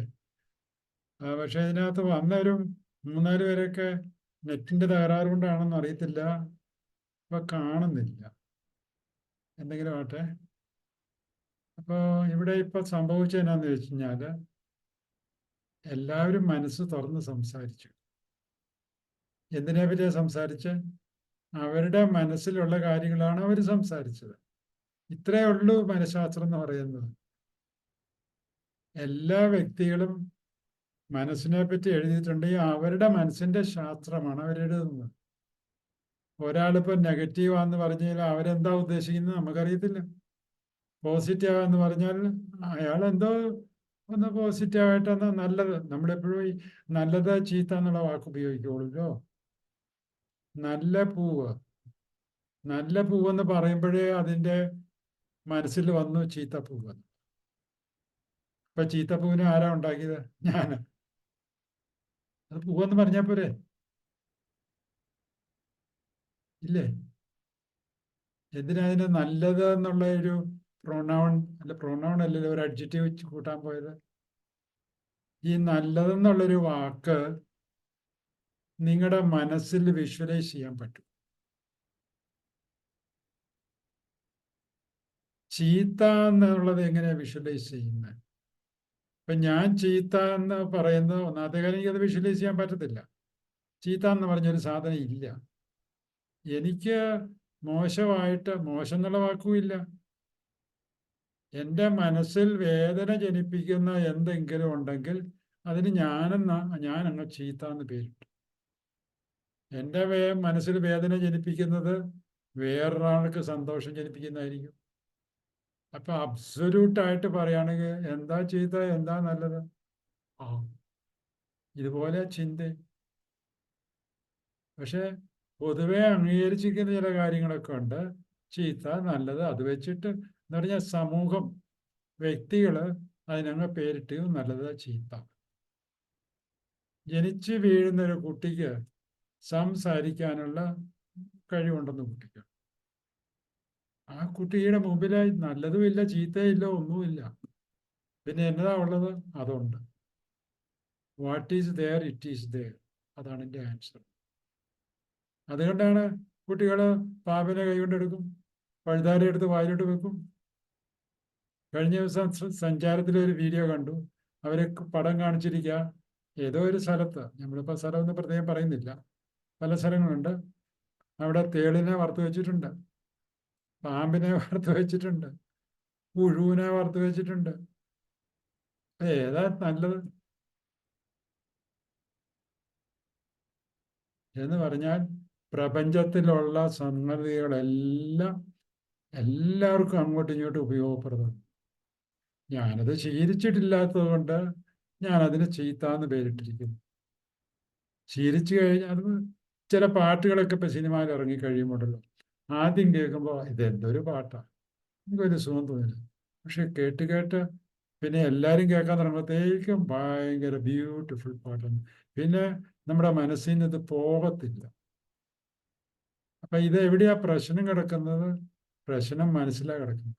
അപ്പം മനസ്സിൻ്റെ ഒരു പ്രത്യേകതയാണ് ആ മനസ്സിൻ്റെ ഇഷ്ടത്തിലേക്ക്, എന്താ ഇഷ്ടം എന്ന് പറയുന്നതിൻ്റെ മനസ്സിലാണ്, ഇഷ്ടത്തിലേക്ക് വരണമെന്നുണ്ടെങ്കിൽ കുറച്ച് സമയമെടുക്കും. കാരണം മനസ്സ് ഇങ്ങനെ ചെറുതൊക്കെ തീരുമാനിച്ച് വെച്ചിരിക്കുകയാണ്. ഇതുകൊണ്ട് എനിക്ക് സുഖം കിട്ടുന്നുണ്ട്, ഇത് നല്ലതാണ്. അപ്പോൾ അതിനെ മറികടക്കണം എന്നുണ്ടെങ്കിൽ വലിയ പാടാണ്. അപ്പൊ പ്രശ്നം കിടക്കുന്നത് എവിടെയാ? മനസ്സിലാണ്. മനസ്സില്ലെങ്കിൽ നമുക്ക് പ്രശ്നമില്ല. അപ്പൊ മനസ്സില്ലെങ്കിൽ എത്രയോ നല്ല കാര്യമാണെന്നറിയാവോ? അപ്പൊ ആരാണ് ഈ മനസ്സിനെ ക്രിയേറ്റ് ചെയ്തത്? ആരാ ക്രിയേറ്റ് ചെയ്തത്? തമ്പുരാങ്കർത്താവാണോ അല്ലെ പ്രപഞ്ചമാണോ? അവര് മനുഷ്യനെയോ അല്ലെ ജീവിനെ ക്രിയേറ്റ് ചെയ്യുമ്പോൾ മനസ്സിനെ പറ്റി ഒരു ഐഡിയ ഇല്ല. അവരത് മനസ്സിനെ പറ്റി ചിന്തിച്ച്, മനസ്സില്ല അവർക്ക്. മനുഷ്യനെ മാത്രമേ സൃഷ്ടിച്ചിട്ടുള്ളൂ. ഓരോരോ ഗ്രന്ഥങ്ങളൊക്കെ എഴുതിയിരിക്കുന്ന അങ്ങനെയല്ലേ? മനുഷ്യനെ സൃഷ്ടിച്ചപ്പം മനുഷ്യൻ വളരെ സന്തോഷമായിരുന്നു. അത് കഴിഞ്ഞിട്ട് സാവകാശം അവൻ തന്നെ മനസ്സിനെ സൃഷ്ടിച്ചു. കാരണം അതാണ് അവന് പ്ലഷർ കൊടുക്കുന്നത്. അപ്പം മനസ്സിലാണ് പ്രശ്നം കിടക്കുന്നത്. അപ്പം നമ്മുടെ എല്ലാം ലക്ഷ്യം മനസ്സിനെ ഇല്ലാണ്ടാക്കുക എന്നുള്ളത്. അപ്പൊ ആദ്യം കേൾക്കുമ്പോൾ ഇതൊക്കെ ഇച്ചിരി പാടാ, തലയിലോട്ട് കയറിയല്ല. ഇനി കൃത്യമായിട്ട് ഞാൻ അങ്ങ് പറയാം. ഞാൻ ആദ്യം ഈ ക്ലാസ് ഇട്ടപ്പം എൻ്റെ മനസ്സിൽ ഇതൊന്നും അല്ല ഹെഡിങ് വന്നത്. ആദ്യം ഒന്ന് എഴുതി നോക്കി, 1 മണിക്കൂർ അത് ഇങ്ങനെ തന്നെ ഇരുന്നു. അപ്പം എനിക്ക് തോന്നി ഇത് ആൾക്കാർക്ക് കേൾക്കുമ്പോൾ തന്നെ ഒരു പിടിയും കിട്ടിയല്ല, അല്ലെങ്കിൽ ദഹിക്കുകയില്ല. അപ്പം അത് ഇത് മാറ്റി. പിന്നെ അവസാനം ഇതായിട്ട് കഴിഞ്ഞപ്പോൾ ഇത് മനുഷ്യർ കേട്ടിട്ടുള്ളൊരു സെൻറ്റൻസ് ആണ്, അതുകൊണ്ട് കുഴപ്പമില്ല. അതുകൊണ്ട് അങ്ങനെ ഇട്ടെന്ന് മാത്രമേ ഉള്ളൂ. അല്ലെങ്കിൽ ഞാൻ വിചാരിച്ചത് മനസ്സിനെ പറ്റിയും മൈൻഡ് ആൻഡ് ബ്രെയിൻ, ഇംഗ്ലീഷിൽ പറഞ്ഞെങ്കിലും എൻ്റെ വ്യത്യാസം മനസ്സിലായി. Brain and mind. ബ്രെയിൻ എന്ന് പറയുമ്പോൾ നമ്മൾ ഇംഗ്ലീഷിൽ പറയുമ്പോൾ ബുദ്ധിശക്തി, മനസ്സ്, ഇങ്ങനെയൊക്കെ ചില ഒരു വലിയൊരു സംഗതിയായിട്ട് അവനാണ് ഭയങ്കര ബ്രെയിനി ചാപ്പ. നമ്മൾ സ്കൂളിൽ പഠിക്കുമ്പോഴൊക്കെ, കോളേജിൽ പഠിക്കുമ്പോൾ പറയാറുണ്ട്, അവൻ ഭയങ്കര ബ്രെയിനുള്ള പാർട്ടിയാണ് എന്ന് പറഞ്ഞാൽ തലച്ചോറ് എന്ന് പറഞ്ഞാൽ ചോറിന്റെ അതല്ല നമ്മൾ ഉദ്ദേശിക്കുന്നത്. എന്തോ സംതിങ്. ഈ നോബൽ പ്രൈസ് ഒക്കെ കിട്ടാൻ പോകുന്നതാണ്, ആള് ഭയങ്കര ബ്രെയിനിച്ച എന്ന് പറയായിരുന്നു. അപ്പൊ ആ അർത്ഥത്തിലാണ് ഞാൻ ബ്രെയിൻ എന്ന് പറഞ്ഞത്. ബ്രെയിന്, മനസ്സ്. ഇതെന്തിനാ നമ്മൾ അതിനെ വേർതിരിക്കുന്നത്? ഇത് രണ്ടും ഒന്നാണോ രണ്ടാണോ? പലർക്കും ഒരു ഐഡിയ ഇല്ല. സത്യത്തില് ആർക്കും അറിയത്തില്ല എന്നതാണ്. തലച്ചോറുണ്ടെന്ന് നമുക്കറിയാം ഇല്ലേ? ഒരു മൃഗം ചത്തു കഴിഞ്ഞാലും മനുഷ്യൻ മരിച്ചു കഴിഞ്ഞാലും അതിന്റെ തലയില് തലച്ചോറ്. എന്തുകൊണ്ട് ചോറെന്ന് പറയുന്നു? ചോറ് പോലെ ഇരിക്കുന്നു. അല്ലാണ്ട് ഈ കയ്യും കാലും കാണുന്ന ഇറച്ചി പോലെയല്ല ഇരിക്കുന്നത്. സെൽസ് അല്ല, ഇറ്റ് ഈസ് കെമിക്കൽസ്. ഏതാണ്ട് 10-200 ഇതിന്റെ വീഡിയോ ഞാൻ തരുന്നുണ്ട് കേട്ടോ, അതുകൊണ്ട് ആരും എഴുതിയെടുക്കേണ്ട ആവശ്യമില്ല. 10-200 കെമിക്കൽസ് ഉണ്ടെന്നാണ് പറഞ്ഞത്. ഇപ്പോഴും ആരും എണ്ണി തിട്ടപ്പെടുത്തിയിട്ടില്ല. കുറേ കെമിക്കൽസ് ഉണ്ട്.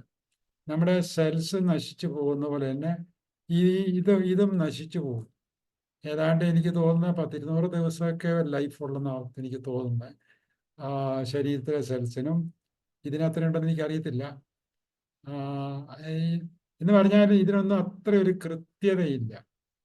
ന്യൂറോ സയൻസ് ഒക്കെ പഠിച്ചു കഴിഞ്ഞാൽ ഇപ്പൊ കുറേയൊക്കെ പിടികിട്ടുമായിരിക്കും. അതൊക്കെ ശരിക്കും അവര് പ്രൂവണാണ്, സയന്റിഫിക്കലി പ്രൂവണാണ്. അപ്പൊ അങ്ങനെ പറയുന്ന കഥ. പിന്നെ ഇതൊക്കെ എന്തിനാ ഞാൻ അറിയുന്നത് അല്ലെങ്കിൽ നിങ്ങൾ അറിയുന്നത്? ഇത് എത്ര സെല്ലുണ്ട്, കെമിക്കലാണോ, അത് ഇറച്ചിയാണോ, അതെ വേറെ വല്ലതും ആണോ എന്നൊക്കെ എന്തിനാ നമുക്കറിയുന്നത്? നമ്മുടെ കാരണവന്മാര് മനസ്സെന്നുള്ള വാക്ക് കേട്ടിട്ട് പോലും ഇല്ല. ആകെ അവർ കേട്ടിട്ടുള്ളൂ. എനിക്ക് മനസ്സില്ല. മിക്കവാറും പിള്ളേരോട് നമ്മൾ എന്തെങ്കിലും ചെയ്യാൻ പറഞ്ഞാൽ എനിക്ക് മനസ്സില്ല. അപ്പൊ മനസ്സില്ലെന്ന് പറഞ്ഞാൽ അതിന്റെ അർത്ഥം തന്നെ നിങ്ങൾ കണ്ടുപിടിക്കുക. ഈ മനസ്സിനെ പറ്റി വേറൊരാളോട് ചോദിക്കേണ്ട ആവശ്യമില്ലല്ലോ. എല്ലാവർക്കും ഒരു മനസ്സുണ്ടല്ലോ. അപ്പൊ ഓരോ വ്യക്തികളും അവരുടെ മനസ്സിനെ പഠിക്കണം. അതാണ് അറിവെന്ന് പറയുന്നത്. എന്നെ പറ്റിയുള്ള അറിവാണ് ലോകത്തിലെ ഏറ്റവും വലിയ അറിവ്. ബാക്കിയുള്ളതെല്ലാം ഇവിടെ പരന്ന് കിടക്കുന്നതല്ലേ, അതിനാ അറിയാനിരിക്കുന്നത് ഇല്ലേ?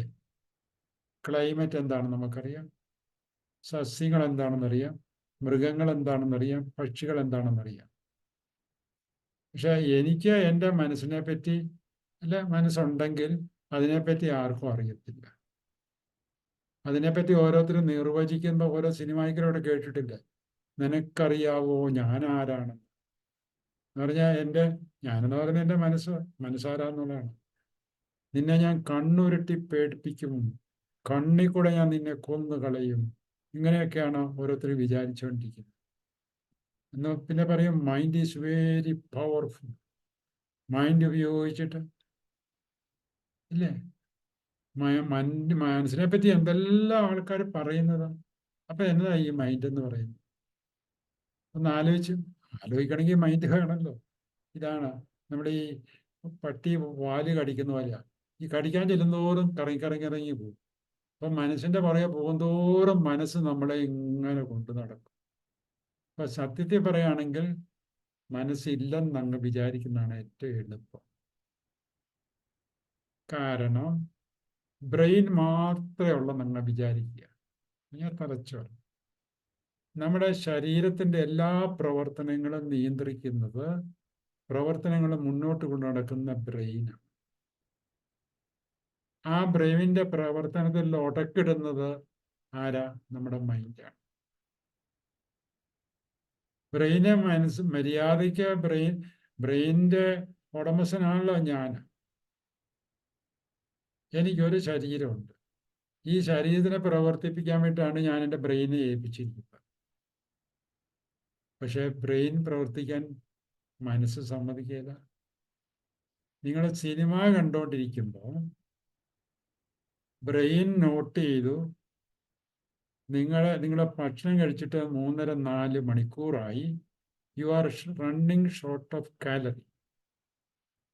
ഈ കാലറി എന്ന് പറഞ്ഞ സാധനം കിട്ടുന്നത് ഭക്ഷണത്തിൽ നിന്ന് മാത്രമാണ്.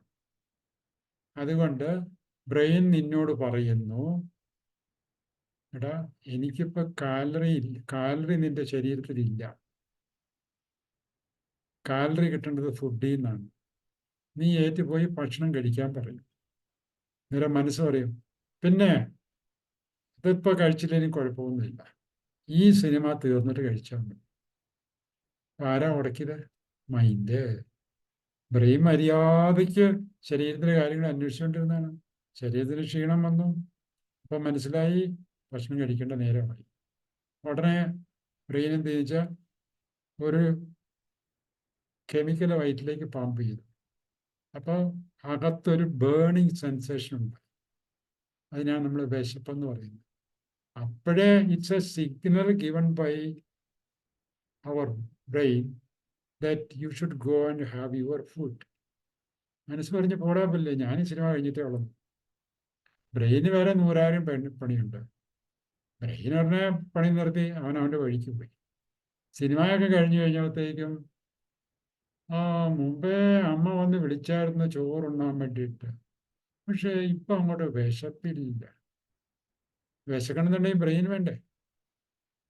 ബ്രെയിൻ ആ കറക്റ്റ് ടൈമിന് അവന് കൊടുക്കേണ്ട ടൈമിൽ വന്നു പോയി, അവൻ്റെ പണിക്ക് പോയി. ഇതാണ് പിന്നീട് ഒരു പ്രാവശ്യം വിശപ്പ് വന്നു കഴിഞ്ഞാൽ പിന്നെ വിശപ്പ് വരികയായിരുന്നു. അല്ലാണ്ട് ബ്രെയിൻ നിങ്ങളോട് വൈരാഗ്യബുദ്ധി ഒന്നും ചെയ്യുന്നതല്ല. അവൻ ഓരോരോ സമയത്ത് ഓരോ പണിയുണ്ട്, അത് അവൻ ചെയ്തുകൊണ്ടിരിക്കും. അവിടെ കയറി നീ കയറി ഉടക്കി. അപ്പൊ ആരാണ് പ്രശ്നം ഉണ്ടാക്കുന്നത്? മനസ്സ്. ഈ മനസ്സെന്ന് പറഞ്ഞ ആരുടെയാ? നിന്റേത്. ബ്രെയിൻ ആരാണ്? നിനക്ക് വേണ്ടിയിട്ട് പ്രകൃതി ഉണ്ടാക്കി വെച്ചിരിക്കുന്ന സാധനം. ബ്രെയിൻ നിന്റെ ആവശ്യങ്ങൾ നടത്താൻ വേണ്ടി, നിന്റെ സുഖസൗകര്യങ്ങൾക്ക് വേണ്ടിയിട്ട് ബ്രെയിൻ സുഖസൗകര്യങ്ങളൊന്നും നോക്കില്ല, ആവശ്യമുള്ളത് മാത്രമേ നോക്കൂ. മനസ്സ് എപ്പോഴും നമ്മുടെ ഇമ്മീഡിയറ്റ് ഗ്രാറ്റിഫിക്കേഷൻ എന്ന് പറയും. ഇപ്പൊ കിട്ടുന്ന സുഖത്തിന്റെ പിന്നാലെ നടക്കുന്ന ഒരു പാർട്ടിയാണ് മൈൻഡ്. ഈ ഒരു കോയിന് 2 വശമുണ്ടെന്ന് നിങ്ങൾ കേട്ടിട്ടില്ല എന്ന് പറഞ്ഞ പോലെ പെയിനും ഉണ്ട്, പ്ലഷറിന്റെ കൂടെ പെയിനും ഉണ്ട്. ഇത് രണ്ടും ഉണ്ടാക്കുന്ന മൈൻഡാണ്. ഐസ്ക്രീം തിന്നു കഴിഞ്ഞാൽ നിങ്ങൾക്കൊരു പ്ലഷർ കിട്ടും. പക്ഷേങ്കിൽ 2-3 ഐസ്ക്രീം തിന്നു കഴിയുമ്പോഴത്തേക്കും പ്രശ്നമായി. സിനിമ കണ്ടു കഴിഞ്ഞാൽ ഒരു പ്ലഷർ കിട്ടും കണ്ടുകൊണ്ടിരിക്കണം, പക്ഷെ കൂടുതൽ കണ്ടു കഴിഞ്ഞാൽ അതും പ്രശ്നമായി, പെയിനായിട്ട്. എല്ലാ കാര്യങ്ങളും പെയിൻ തരുന്ന പ്ലഷർ തരുന്ന ഏതൊരു കാര്യത്തിന്റെ അതർ സൈഡ് ഈസ് പെയിൻ. നിങ്ങൾക്ക് നിങ്ങളുടെ ജീവിതത്തിലോട്ട് നോക്കിയാൽ മതി. കുട്ടികൾ ജനിക്കാന്ന് പറയുന്ന ഒരു പ്ലഷർ അല്ലേ, പക്ഷെ ജനിച്ചു കഴിഞ്ഞാലും ഒരു പെയിനാണ്. എത്രയോ സ്ത്രീകൾ എന്നോട് പറഞ്ഞിട്ടുണ്ടെന്നറിയോ, സാറേ എനിക്ക് വേറൊരു ജന്മം ഉണ്ടെങ്കിൽ ഞാൻ പ്രസവിക്കുന്ന പ്രശ്നം ഒതുക്കുന്നില്ല. I am fed up with my children. വളരെ അപൂർവം ചില ആൾക്കാരെ പറയാവുള്ളൂ I am enjoying my children. അതിനതിൻ്റെതായ കാരണങ്ങളൊക്കെ ഉണ്ട്. അപ്പോൾ പ്ലഷറിന്റെ കുട്ടികളെ ജനിക്കാൻ വേണ്ടിയിട്ട് എവിടെയെല്ലാം പ്രാർത്ഥിക്കുന്നു, നേർച്ച വഴിപാടെല്ലാം നടത്തുന്നു. ജനിച്ചു കഴിയുമ്പം ഈ കൊച്ചിനെ കൊണ്ട് ഞാൻ മടുത്ത് ഏതു നേരം നമ്പർ 1 നമ്പർ 2 കാണിച്ചുകൊണ്ട് കൈ. ഇതില്ലെങ്കിൽ എന്തൊരു സുഖമായിരുന്നു. എൻ്റെ വലിയേട്ടൻ മരിച്ചുപോയി. പുള്ളിയുടെ ഭാര്യ പണ്ട് പറഞ്ഞ കാര്യമാണ്, ഞാൻ ഈ കൊച്ചിനെ കൊണ്ട് മടുത്തു, ഇത് ഏതു നേരം കിടക്കുന്ന പായ മുഴുവൻ വൃത്തികേടാക്കും. അപ്പൊ ചേട്ടൻ വളരെ ഒരു തമാശയായിട്ട് പറഞ്ഞു, ഒരു കാര്യം ചെയ്യുക, നമുക്ക് ഈ കൊച്ചിനെ എവിടെയെങ്കിലും കൊണ്ട് കൊടുക്കാം, എന്നിട്ട് ഇതുപോലെ ഇരിക്കുന്ന ഒരു ഡോള് മേടിക്കാം, എന്നാൽ പിന്നെ അതിന് വേറൊരു പ്രശ്നമില്ല. എങ്ങനെയുണ്ടോ? നല്ല സൊല്യൂഷൻ അല്ലേ? ഇതൊക്കെയാണ്. അപ്പോൾ നെഗറ്റീവ് തോട്ടിനെ പറ്റി എല്ലാവരും പറഞ്ഞു, ഓരോരുത്തർക്കും അവരുടേതായ രീതിയിൽ പറഞ്ഞു. അല്ലാതെ കൊണ്ട് ഇന്നത് ശരി ഇന്നത് തെറ്റെന്നൊന്നുമില്ല. തോട്ടെന്ന് പറയുന്നത് തന്നെ തെറ്റാണ്. കാരണം അങ്ങനെ ഒരു സാധനം ഇല്ല, നമ്മൾ ഉണ്ടാക്കുന്ന അല്ലേ. Thought is created by you and I. ചുമ്മാ ഒരിടത്തൊന്നും വരത്തില്ല. പക്ഷെ പൊതുവെ നമ്മളങ്ങനെ പറയും, ഈ തോട്ടുമായിട്ട് തെറ്റിപ്പിരിയാതിരിക്കാൻ വേണ്ടി പറയും, എടാ നീ ഇങ്ങനെ കയറി വന്നു, നീ അവിടെ ഇരിക്കുന്നു, എനിക്ക് നീ വെറുതെ പ്രശ്നം ഉണ്ടാക്കിക്കൊണ്ടിരിക്കുന്നു. ഇങ്ങനെയൊക്കെ സാധാ ഊരം തോട്ടിനോട് നമ്മൾ പറയും. സത്യത്തിൽ പറയുകയാണെങ്കിൽ നമ്മൾ കൊണ്ടുവന്ന എവിടുന്നാ ഈ തോട്ട് വരുന്നത്? അതും വേണമെങ്കിൽ പറയാം. തോട്ട് എന്ന് പറയുന്ന സാധനം വരുന്നത് നമ്മുടെ മെമ്മറിയിൽ നിന്നാണ്. മെമ്മറി എന്ന് പറയുന്നത് എന്താണ്? It is the recorded version of your old experiences. So ആദ്യം ഒരു എക്സ്പീരിയൻസ് നിനക്കുണ്ടാകും, അതിനെ നീ റെക്കോർഡ് ചെയ്യും, അതിന് നമ്മൾ മെമ്മറി എന്നുള്ള പേരിടും. അതിൻ്റെ അകത്തുനിന്ന് ഇറങ്ങി വരുന്ന സാധനമാണ് തോട്ട്, അല്ലേ? ഈ തോട്ട് പിന്നെ എവിടുന്നാ വരുന്നത്? മെമ്മറിയിൽ നിന്ന്. അല്ലെങ്കിൽ നിങ്ങളുടെ മെമ്മറിയിൽ ഒന്നും ഇല്ലെന്ന് കൂട്ടുക, കാലിയാണ്. എവിടുന്ന് വരും തോട്ടം? തോട്ടില്ല. അതിൻ്റെ തമാശ, നിങ്ങൾക്ക് ഒരു എക്സ്പീരിയൻസും ഇല്ല. എക്സ്പീരിയൻസ് ഉണ്ടെങ്കിലല്ലേ അത് റെക്കോർഡ് ചെയ്ത് അവിടെ വെക്കുന്നത്. മെമ്മറി കയറ്റാനൊന്നുമില്ല. മെമ്മറി കാർഡ് ഈസ് എംപ്റ്റി എന്ന് പറഞ്ഞാൽ brain is empty. Brain empty ആയി കഴിഞ്ഞാൽ എന്ന് പറഞ്ഞാൽ ബ്രെയിൻ്റെ അകത്ത് ഒരു സാധനം ഇല്ല. ബ്രെയിൻ്റെ അകത്ത് ആകെ ഉള്ള സാധനം എന്നാ? ബ്രെയിൻ സിഗ്നൽസ് കൊടുക്കുന്നു. എന്താ, എങ്ങനെയാ സിഗ്നൽസ് കൊടുക്കുന്നത്? ബൈക്ക്. അതാണ് പറയുന്നത് ബ്രെയിനാണെന്ന് ലോകത്തിലെ ഏറ്റവും വലിയ കെമിക്കൽ ഫാക്ടറി എന്ന് പറയും. ബ്രെയിനും ഞാനുമായിട്ട് സംസാരിക്കുന്നത് എങ്ങനെയാ? By these hormones or chemicals. എനിക്ക് വിശപ്പുണ്ടെന്ന് ആരാ? ബ്രെയിൻ ഉണ്ടാവും. ഉറക്കെ എടാ നിനക്ക് വിശക്കുന്നു, നീ ഭക്ഷണം കഴിക്കുന്ന പോലും പറയാം. ഒന്നും ചെയ്യാല്ല, നേരെ കുറെ കെമിക്കൽ പ്രൊഡ്യൂസ് ചെയ്തിട്ട് വലിയോട്ട് ഇട്ട് കൊടുക്കും. അപ്പോൾ അവിടെ ഒരു ബേണിംഗ് ഉണ്ടാവും. എന്താണ് ഈ ബേണിംഗ് എന്ന് പറയുന്നത്? ഇത് കെമിക്കലാണ്, അല്ലെങ്കിൽ ഈ ആസിഡ് പോലത്തെ സാധനമാണ്. ഇത് നമ്മുടെ വയറിൻ്റെ ഉള്ളിലെ മ്യൂക്കസ് എന്ന് പറഞ്ഞ ഒരു സാധനമുണ്ട്. നിങ്ങൾക്കൊക്കെ അറിയാമായിരിക്കും. ഒരു വെളുത്ത ഒരു സാധനം, അത് അതിൻ്റെ ആമാശയത്തിൻ്റെ പ്രൊട്ടക്ഷന് വേണ്ടിയിട്ട് ഉണ്ടാക്കി വെച്ചിരിക്കുന്ന സാധനം. അപ്പം ഈ സാധനം ഈ മ്യൂക്കസിലേക്ക് വെത്ത് കഴിയുമ്പോൾ ചെറിയൊരു ബേണിംഗ് സെൻസേഷൻ ഉണ്ട്, ഒരു കത്തൽ. അതാണ് നമ്മൾ പറയുന്നത് വയറ് കത്തുന്നെന്ന് പറയുന്നത്.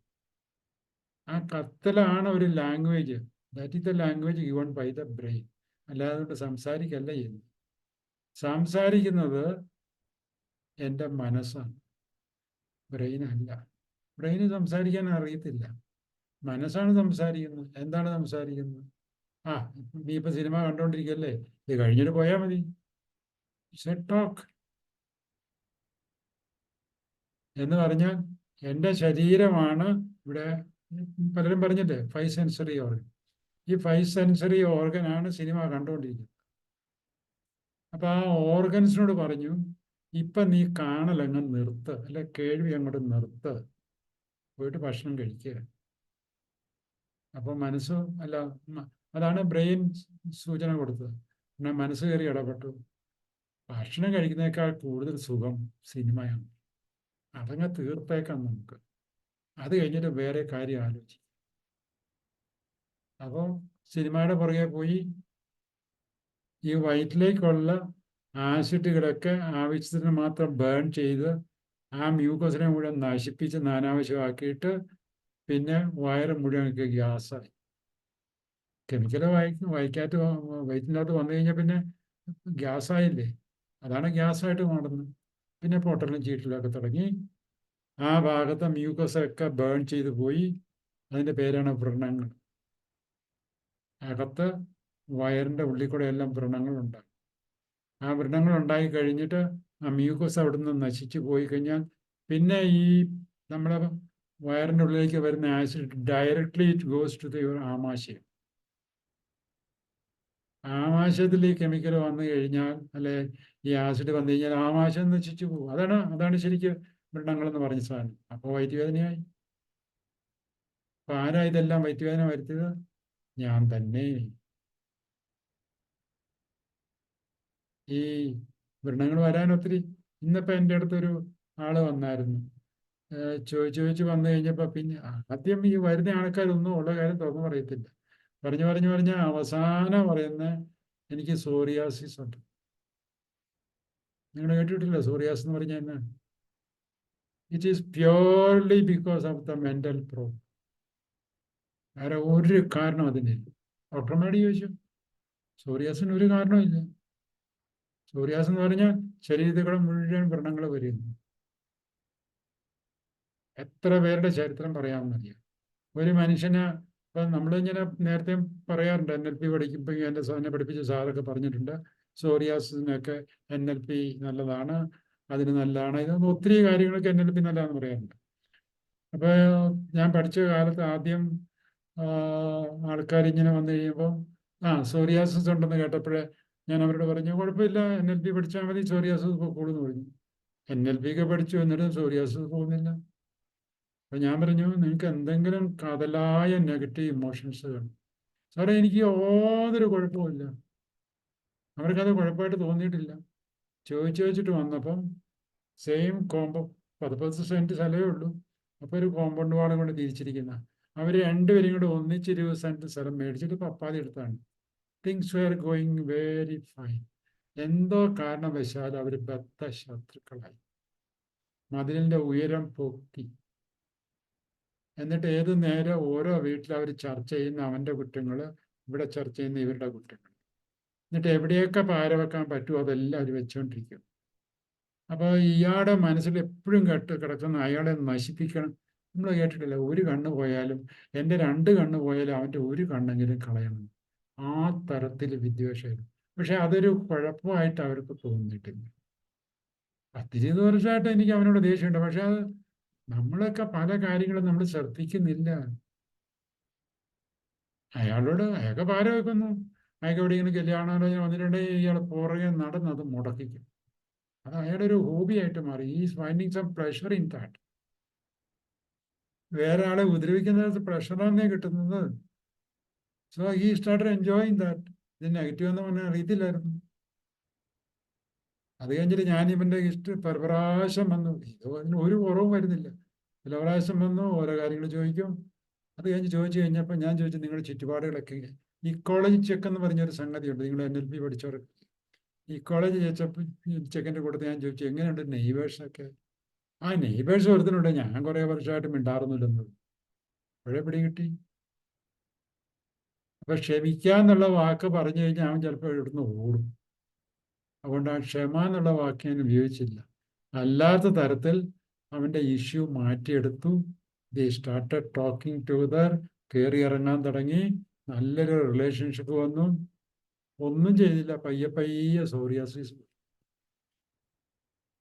മനസ്സ് നന്നായപ്പോഴത്തേക്കും ശരീരവും പോയി. നിങ്ങളുടെ ശരീരത്തിൽ എന്തെങ്കിലുമൊക്കെ വേദന ഉണ്ടെങ്കിൽ അതെല്ലാം മനസ്സിൽ നിന്ന് വരുന്നത്.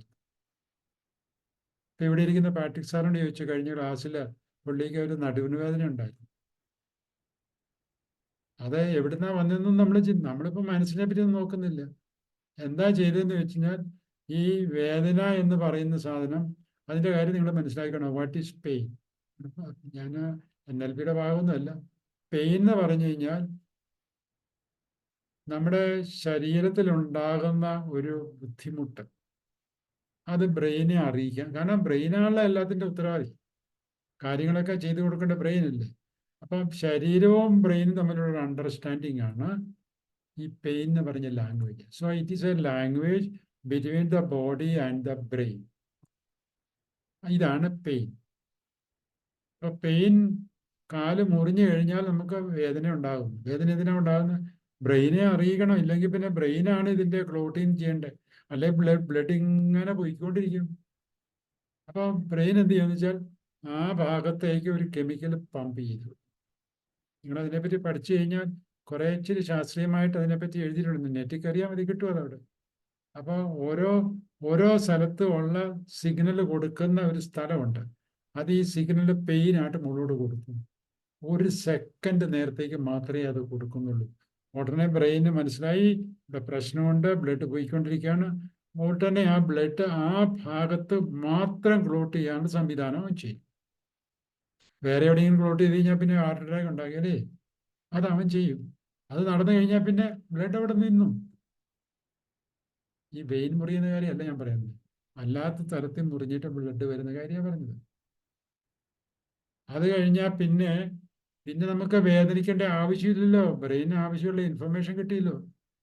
പക്ഷേ എങ്കിൽ ബ്രെയിൻ ഒരു പ്രത്യേകത എന്നാന്ന് വെച്ചാൽ ഇതെല്ലാം അവിടെ റെക്കോർഡ് ചെയ്യും. ഇതാണ് മെമ്മറി എന്ന് പറഞ്ഞ സാധനം. റെക്കോർഡ് ചെയ്ത് കഴിഞ്ഞാലത്തെ ഒരു കുഴപ്പമെന്ന് വെച്ചാൽ ഇത് എപ്പോഴും ഇത് പ്ലേ ചെയ്തുകൊണ്ടിരിക്കും. ഈ പെയിൻ ഇങ്ങനെ റീപ്ലേ ചെയ്യുന്നതാണ് ഈ പെയിൻ എന്ന് പറയുന്നത്. അപ്പൊ ഈ പെയിൻ ഇങ്ങനെ റീപ്ലേ ചെയ്തുകൊണ്ടിരിക്കുകയാണ്. അപ്പൊ നമ്മൾ വിചാരിക്കുന്നത് ഇപ്പോഴും അവിടെ എന്തോ പ്രശ്നമുണ്ടെന്നുള്ളതാണ്. അങ്ങനെ പ്രശ്നമുണ്ടെങ്കിൽ പുള്ളിയുടെ നടുവേദന മാറേണ്ട ആവശ്യമില്ല. നമ്മൾ ചെയ്ത് എന്നാന്ന് വെച്ചാൽ ഈ പ്ലേ ചെയ്തുകൊണ്ടിരിക്കുന്നതിനെ ഒന്ന് ബ്രേക്ക് ചെയ്തു, കുറച്ച് സമയത്തേക്ക് നിർത്തി, 2-3 മിനിറ്റ് നേരത്തേക്ക് നിർത്തി കഴിഞ്ഞപ്പോഴത്തേക്കും പോയി അതങ്ങോട്ട് പ്ലേ നിന്ന് പോയി. ഏതൊരു പ്ലേയും നമ്മളൊരു 2-3 മിനിറ്റത്തേക്ക് നിർത്തി കഴിഞ്ഞാൽ ഇതിനാണ് നമ്മൾ റിലാക്സേഷൻ ചെയ്യുന്നത്. ഒരു 4-5 മിനിറ്റ് റിലാക്സേഷൻ ചെയ്യാന്ന് പറഞ്ഞാൽ മൈൻഡിനെ കൊന്നിടുക എന്നുള്ളത്. മൈൻഡ് ഇല്ല പിന്നെ. അപ്പം യു ആർ ഫുള്ളി റിലാക്സ്ഡ്. അപ്പോൾ ഒരു ബ്രേക്ക് വന്നു കഴിയുമ്പോഴത്തേക്ക് ഒരു ഗുണം എന്താണെന്ന് വെച്ചാൽ നമ്മുടെ തലച്ചോറി കിടക്കുന്ന സെൽസ് മുഴുവൻ, കെമിക്കൽസ് മുഴുവൻ റീസെറ്റ് ആകും. കേട്ടിട്ടില്ല നിങ്ങൾ റീസെറ്റ് ചെയ്യുക എന്നുള്ളത്?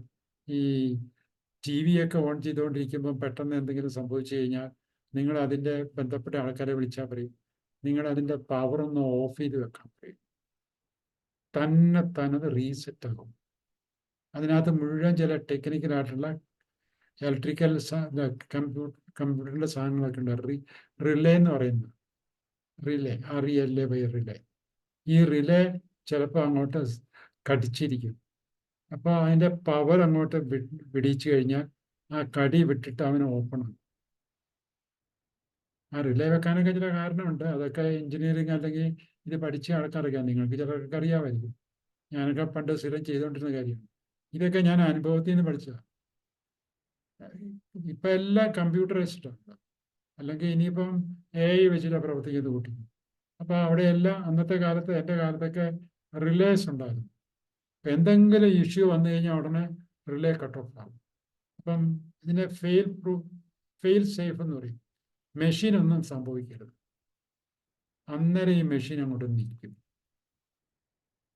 അപ്പം നമ്മൾ എന്താ വെച്ചാൽ ഈ റിലേ റീസെറ്റ് ചെയ്യും. പക്ഷേ റിലേ ചിലപ്പോൾ റീസെറ്റ് ചെയ്താൽ അത് കേടായി പോയെങ്കിലോ, അപ്പോൾ എന്ത് ചെയ്യുക വെച്ചാൽ നമ്മൾ റിലേ മാറ്റിയിടും. ഇത് കഴിഞ്ഞിട്ട് നമ്മുടെ കയ്യിൽ സ്റ്റോക്ക് 2 അല്ലെങ്കിൽ 3 കാണുള്ളൂ. 2 അല്ലെങ്കിൽ 3 തീർന്നു പോയി. പിന്നെ റിലേ ഇല്ല, പിന്നെ മെഷീൻ ഓടിക്കാനുള്ള സംഗതിയില്ല. അപ്പോൾ എന്ത് ചെയ്യുന്ന വെച്ചാൽ നമ്മൾ റിജക്റ്റ് ചെയ്ത ഒരു സാധനം, കൊള്ളുകയിലാന്ന് നമ്മൾ തള്ളിക്കളഞ്ഞ ഒരു സാധനം എടുത്തിട്ടപ്പോൾ ഇറ്റ് സ്റ്റാർട്ടഡ് വർക്കിംഗ്. എന്ന് പറഞ്ഞാൽ നമ്മൾ അതിൻ്റെ പവർ കട്ട് ഓഫ് ചെയ്തു എന്നാണ് അതിൻ്റെ അർത്ഥം. പവർ കട്ട് ഓഫ് ചെയ്ത് കഴിഞ്ഞപ്പം സ്റ്റാർട്ടഡ് വർക്കിംഗ് അഗെയിൻ, റിലേ റീസെറ്റായി. എന്ന് പറഞ്ഞാൽ നമ്മുടെ തലയിലെ ഈ കെമിക്കൽസിൻ്റെ എല്ലാ കൂടുതൽ കുറവുകൾ നമ്മളിതിനെ റിലാക്സ് ചെയ്യാൻ വേണ്ടി കട്ട് ചെയ്തിട്ട് കഴിയുമ്പോൾ മൈൻഡിനെ അങ്ങ് ബ്ലോക്ക് ചെയ്യും. റിലാക്സേഷൻ എന്ന് പറഞ്ഞാൽ മൈൻഡിനെ കൊന്നിടുക എന്നുള്ളതാണ്. പിന്നെ മൈൻഡ് ഇല്ല, ചിന്തകളില്ലല്ലോ. അപ്പോൾ ബ്രെയിന് പ്രോപ്പറായിട്ട് ശരീരത്തിൻ്റെ കാര്യങ്ങൾ ഇങ്ങനെ, മൈൻഡ് എം ടി ആയി. മൈൻഡ് എം ടി ആയി കഴിഞ്ഞപ്പോൾ അവൻ സ്മാർട്ടായി, അവനങ്ങ് വർക്ക് ചെയ്യാൻ തുടങ്ങി. പിന്നെ അതങ്ങോട്ട് കണ്ടിന്യൂ ചെയ്യും. പിന്നെ ചിലപ്പോൾ 1-2 ദിവസം കഴിയുമ്പോൾ അല്ലെങ്കിൽ അപ്പോൾ തന്നെയോ വേറെ നെഗറ്റീവ് ചിന്തകൾ, ഈ ബുദ്ധിമുട്ടിപ്പിക്കുന്ന ചിന്തകൾ വന്നു കഴിഞ്ഞാൽ വീണ്ടും ബ്രെയിനിൽ കയറി ഉടക്കും. ഇതാണ് മൈൻഡും ബ്രെയിനും തമ്മിലുള്ള സംഗതികളുടെ പ്രവർത്തനത്തിൻ്റെ ഏതാണ്ടൊരു രീതി. ഇനി നെഗറ്റീവ് തോട്ട് എന്നാ പോസിറ്റീവ് തോട്ട് എന്നാ നിങ്ങൾ തന്നെ തീരുമാനിച്ചുകൊണ്ടാൽ മതി. ഈ നെഗറ്റീവും പോസിറ്റീവും എല്ലാം ഞാൻ ആദ്യമേ പറഞ്ഞതെല്ലാം നമ്മുടെ ക്രിയേഷനാണ്. നിങ്ങൾക്ക് വേണമെങ്കിൽ നിങ്ങൾക്ക് മനസ്സിന് സുഖം തോന്നാത്ത ചിന്തകളൊക്കെ നെഗറ്റീവ് തോട്ടെന്ന് പറയാം. സുഖം തോന്നുന്നതിനെ പോസിറ്റീവ് തോട്ടെന്ന് പറയാം. പക്ഷെ എല്ലാം തോട്ടാണല്ലോ. ഈ നെഗറ്റീവ് തോട്ടാന്ന് നിങ്ങൾ പറയുകയാണെങ്കിൽ, നിങ്ങളിപ്പോൾ ഈ ഇരിക്കുന്ന മേഴ്സി സിസ്റ്ററിന് അത് നെഗറ്റീവായിട്ട് തോന്നിയിട്ടുണ്ടെങ്കിൽ അപ്പുറത്തിരിക്കുന്ന ഒരാളത് പോസിറ്റീവായിട്ട് തോന്നുന്നെങ്കിലോ തീർന്നില്ലേ? അപ്പോൾ ആര് പറയുന്നത് ശരി? ഷെയർ മാർക്കറ്റ് കയറുന്നവർക്കറിയാം, അത് കൃത്യമായിട്ട് മനസ്സിലാകും. ഈ ഷെയർ ഇനി മിക്കവാറും തകർന്നു പോകും, ഇതിൻ്റെ വില കുറഞ്ഞുകൊണ്ടിരിക്കുക. നിങ്ങളത് വിറ്റ് കഴിയുമ്പോഴേ ചാടി വേറൊരാൾ മേടിക്കുന്നില്ലേ? അയാൾ എന്തിനാ മേടിച്ചു? അയാൾക്ക് അങ്ങനെ തോന്നിയില്ല. ഈ ഷെയറിങ് പൊങ്ങാൻ പോവുകയാണ്. ചുരുക്കി പറഞ്ഞാൽ ഒരാളുടെ പോസിറ്റീവ് വേറൊരാൾക്ക് നെഗറ്റീവാണ്. അപ്പം നമുക്കൊന്നും ജനറലൈസ് ചെയ്യാൻ പറ്റുകയില്ല, പോസിറ്റീവ് നെഗറ്റീവ് എന്ന് പറഞ്ഞോട്ടെ. സംഗതി എന്നാന്ന് വെച്ചാൽ അതാണ് സംഗതി. അതൊരു ചിന്തയാണ്, ഒരു ചിന്തയാണ്. ആ തരത്തിൽ എടുത്തു കഴിഞ്ഞാൽ നമ്മൾ രക്ഷപ്പെട്ടു. ഇതിനെ പോസിറ്റീവ് നെഗറ്റീവ് ആക്കുന്നത് ഞാനാണ്. അപ്പം ഞാൻ അതിനെ ഒരു ചിന്തയായിട്ട് മാത്രമേ കാണുന്നുള്ളൂ. ഇവിടെ ചില ആൾക്കാരൊക്കെ അതുപോലെ സൂചിപ്പിച്ചു. ഞാനതിന് എല്ലാം നല്ലതാണല്ലോ, ഏതാ ചീത്തയായിട്ടിരിക്കുന്നത്? ഇപ്പം നമ്മുടെ സ്റ്റൂള് പാസ് ചെയ്യുന്നു, അത് ചീത്തയാണ്, മണമുണ്ട്.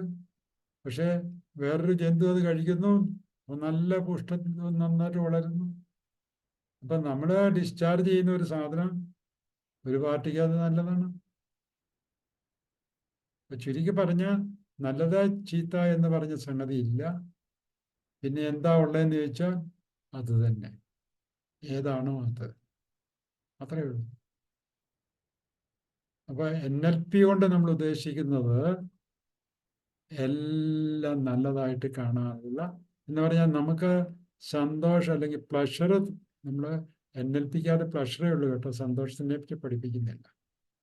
സുഖം, മലയാളത്തിൽ പറഞ്ഞ സുഖം, മനസ്സിന് സുഖം കിട്ടുന്ന ചിന്തകള്, എല്ലാ ചിന്തകളും മനസ്സിന് സുഖം കിട്ടുന്നതായിട്ട് കൺവേർട്ട് ചെയ്യാനുള്ള സൂത്രമാണ് NLP എന്ന് പറയുന്നത്. Think in such a way that your pain will become a pleasure. പറയുള്ളൂ. അതിൻ്റെ പേരാണ് പ്രോഗ്രാമിംഗ്. ഇത്രയുള്ള സിമ്പിളാണ്. You think in such a way that you become happy എന്നാണ് അവിടെ പറയുന്നത്. ശരിക്കും പറയുകയാണെങ്കിൽ ഹാപ്പിനെസ് അല്ലത്, പ്ലഷർ. ഹാപ്പിനെസ് എന്നൊക്കെ പറയുന്ന വേറെ തലത്തിൽ കിടക്കണം. അത് നമുക്ക് ക്ലാസ്സിൽ ചർച്ച ചെയ്ത എല്ലാവർക്കും ഒന്നും മനസ്സിലായി. മനസ്സിലാകുന്ന സാധനം മുഴുവൻ ഇനിയും ഈ NLP പഠിച്ചവർക്കറിയാൻ, പറയുമ്പോഴേ കൃത്യമാണിത്. മനസ്സിലാകുക എന്ന് പറഞ്ഞാൽ സെൻസറി വാക്കുകളായിരിക്കും. 5 സെൻസറി കൊണ്ട് ഫീൽ ചെയ്യാൻ പറ്റുന്ന സാധനം എല്ലാം സെൻസറി വാക്ക്, അല്ലാത്തതൊന്നും സെൻസറി വാക്കുകളല്ല. സന്തോഷം എന്ന് പറഞ്ഞാൽ എന്താണത്? സ്നേഹം എന്ന് പറഞ്ഞാൽ എന്താണത്? ഒരാളുമായിട്ട് നമ്മൾ ഇന്ററാക്ട് ചെയ്യുമ്പോൾ 3 കണ്ടീഷൻസ് ഞാൻ സാറ്റിസ്ഫൈ ചെയ്യും. ഞാനിപ്പോൾ എയുമായിട്ട് അല്ലെങ്കിൽ ബിയുമായിട്ട് ഇന്ററാക്ട് ചെയ്യണം. അപ്പം ഞാൻ സാറ്റിസ്ഫൈ ചെയ്യേണ്ട 3 കണ്ടീഷൻസ് ഉണ്ട്. അതൊക്കെയാണ് 3 പ്രാവശ്യം ക്ലാസ്സിൽ പറയുന്നത്. കണ്ണിൽ നോക്കി സംസാരിക്കണം. കണ്ണിൽ നോക്കി സംസാരിച്ച അയാൾ പേടിച്ച് ഓടും. ഉടനെ അയാൾ ചോദിക്കും, കണ്ണി നോക്കി പേടിപ്പിക്കണം. മുന്നിലിരിക്കുന്ന ആളിനെ ദൈവത്തെ പോലെ കാണണം. അതാ number 1. The person sitting right in front of me is as good as God. God എന്ന് പറഞ്ഞാൽ പലർക്കും ഇഷ്ടപ്പെടുകയില്ല. ആസ് ഗോഡിനെ പോലെ, അതാണല്ലോ ദൈവത്തിന്റെ ഛായയിൽ നിന്നെ സൃഷ്ടിച്ചിട്ടുണ്ടെന്ന് പറയും. ദൈവമാണെന്ന് പലരും പറയുന്നില്ല. വേറെ ചില തത്വസംഹിതയിൽ ഞാനാകുന്നു ദൈവം, രണ്ടും ഒന്നാണ്. ഓക്കെ, അടുത്തത് ദൈവത്തെ പോലെ കണ്ടു എന്ന് പറഞ്ഞാൽ ഞാൻ അവനല്ലെങ്കിൽ അവളിൽ ഒരു കുറ്റവും ആരോപിക്കുന്നില്ല. കാരണം ദൈവത്തിന് കുറ്റമില്ലല്ലോ, പെർഫെക്റ്റ് ആണ്. എൻ്റെ കാഴ്ചപ്പാടിൽ ഞാൻ നിന്നെ ഒരു ദൈവമായിട്ട് അംഗീകരിക്കുന്നു. അപ്പോൾ തന്നെ അവർക്കുടെ സമാധാനമായില്ലേ? ആ ഒരു തോട്ടാണ് എൻ്റെ പുറത്തേക്ക് വരുന്നത്. ആ തോട്ടിൽ നിന്നാണ് സംസാരം വരുന്നത്. അതാണ് ട്രാൻസ്ഫർ ചെയ്യുന്നത്. അതുകൊണ്ട് തന്നെ ആ റെസ്പെക്റ്റ് കൊടുക്കുമ്പം തന്നെ ആ വ്യക്തിക്ക് പകുതി അസുഖം മാറും. ഓക്കെ, അടുത്തയാള് പറ. മേഴ്സി പറയാൻ തുടങ്ങുന്നുണ്ട്, പറഞ്ഞോളൂ. അല്ലെങ്കിൽ പറയാൻ ശ്രമിച്ചാൽ മതിയോ, ശരിയായിക്കോളൂ. ഈ മാച്ചിങ് ആൻഡ് മിറർ അതിനകത്ത് വരും. അത് റാപ്പോ ബിൽഡ് ചെയ്യുന്നു. Rapport building. റാപ്പോ ബിൽഡ് ചെയ്യണമെങ്കിൽ ഇതൊക്കെ സാറ്റിസ്ഫൈ ചെയ്യണം, അല്ലെങ്കിൽ റാപ്പോ ആകെയില്ല. റെസ്പെക്ടിങ് വരുമ്പം തന്നെ നീ ശരിയല്ലെന്ന് വിചാരിച്ചുകൊണ്ടിരിക്കുകയാണെങ്കിൽ പിന്നെ എവിടെയാ റാപ്പോ ഉണ്ടാകുന്നത്?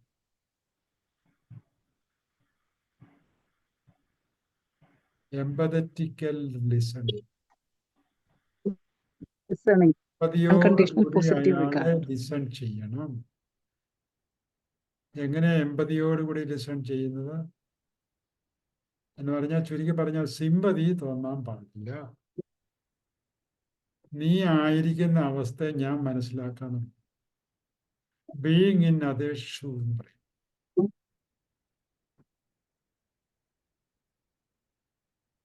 I understand your issue.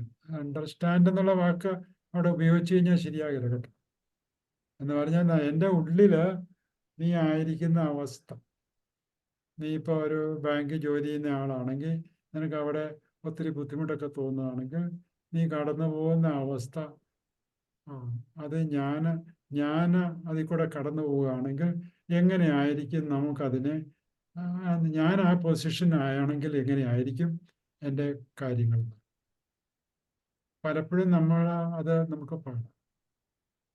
ഒരു ബഗര വഴി കടന്ന് ബെഗ് ചെയ്യുമ്പം ഞാൻ ആ അവസ്ഥയിൽ കിടക്കുകയാണെങ്കിൽ എങ്ങനെയാണ് അയാളുടെ ചിന്തകളെ നമ്മൾ മനസ്സിലാക്കുന്നത്. അപ്പോൾ ഞാൻ അയാളുടെ രീതിയിൽ തന്നെ അവിടെ കിടന്ന് ബെഗുകയാണെങ്കിൽ എൻ്റെ ചിന്തകളും അയാളുടെ ചിന്തകളും ഒന്ന് തന്നെയാണല്ലോ. അങ്ങനെയാണ് അവരുടെ ചിന്തകളെ ഞാൻ മനസ്സിലാക്കുന്നത്. അതാണ് എമ്പതി എന്ന് പറയുന്നത്. Being in the other person's position without losing your identity.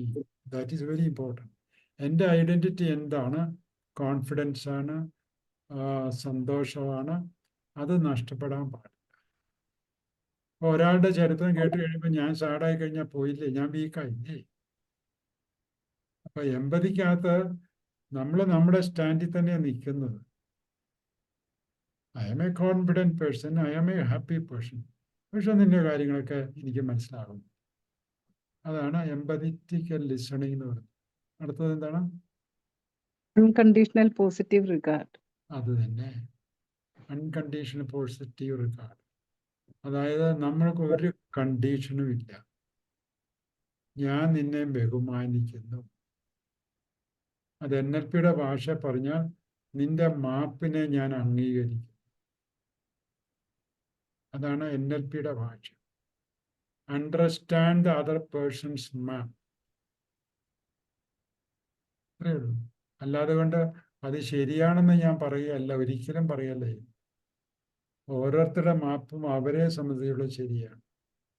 ഇതാണ് അൺകണ്ടീഷണൽ പോസിറ്റീവ് കടന്നത്. ഈ മൂന്ന് കണ്ടീഷൻ സാറ്റിസ്ഫൈ ചെയ്ത് കഴിഞ്ഞാൽ അതിൻ്റെ പേരാണ് സ്നേഹം എന്ന് പറയുന്നത്. നിങ്ങളെ എല്ലാവരും ഞാൻ ഉൾക്കൊണ്ടു, അവനെ അവളെയൊക്കെ ഉൾക്കൊണ്ടു. അപ്പൊ ഞാനെന്ന് പറയുന്നത് നിങ്ങളാണ്. അതാണ് ഫീലിംഗ് വൺനെസ് എന്ന് പറയുന്നത്. അപ്പൊ ഈ മൂന്ന് കണ്ടീഷൻ സാറ്റിസ്ഫൈ കഴിഞ്ഞാൽ വേറെ എങ്ങോട്ടും പോകണ്ട. അതിൻ്റെ പേരാണ് സ്നേഹം എന്ന് പറയുന്നത്. ഇത് വന്നു കഴിഞ്ഞാൽ പെട്ടെന്ന് കാര്യങ്ങളൊക്കെ നടക്കും.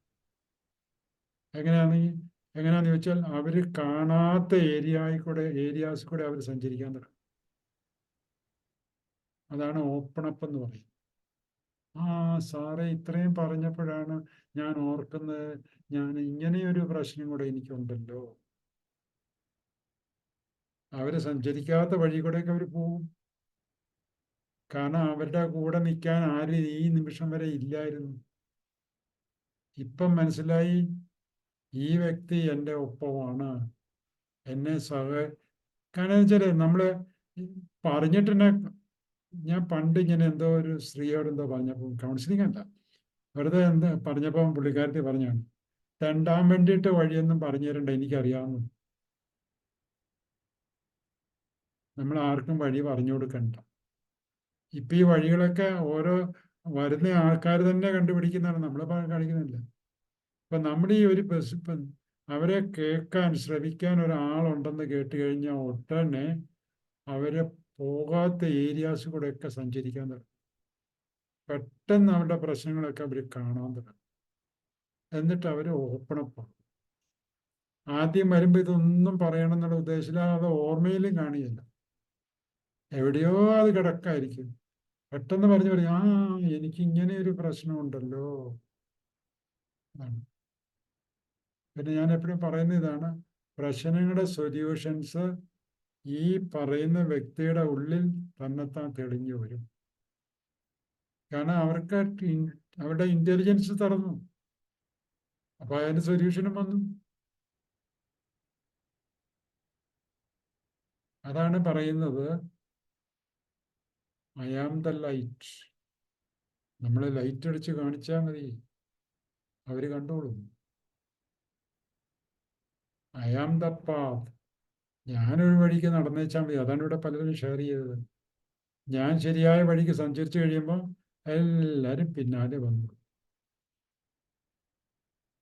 ഇതാണ് ഇപ്പൊ പലരും പറഞ്ഞ്, എൻ്റെ വീട്ടിലുള്ളവർക്കൊക്കെ അവരാരും കൗൺസിലിംഗ് ഈ NLP ക്ലാസ് അറ്റൻഡ് ചെയ്തിട്ടില്ലേലും അവർക്ക് മാറ്റങ്ങൾ സംഭവിച്ചു. കാരണം അവർ നേരെ വഴിക്ക് പോയി.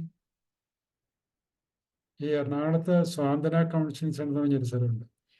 പണ്ട് ഞാൻ ഈ രംഗത്തൊക്കെ വരുന്നതിന് മുമ്പ് അവിടുത്തെ ഒരു ക്ലാസ് അറ്റൻഡ് ചെയ്യാൻ പോയിട്ടുണ്ട്.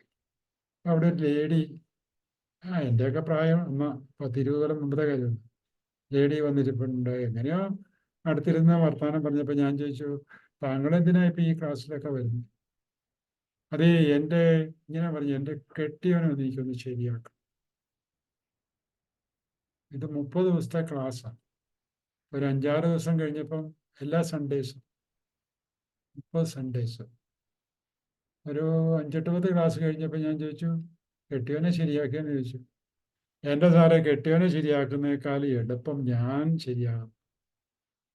So I started changing myself.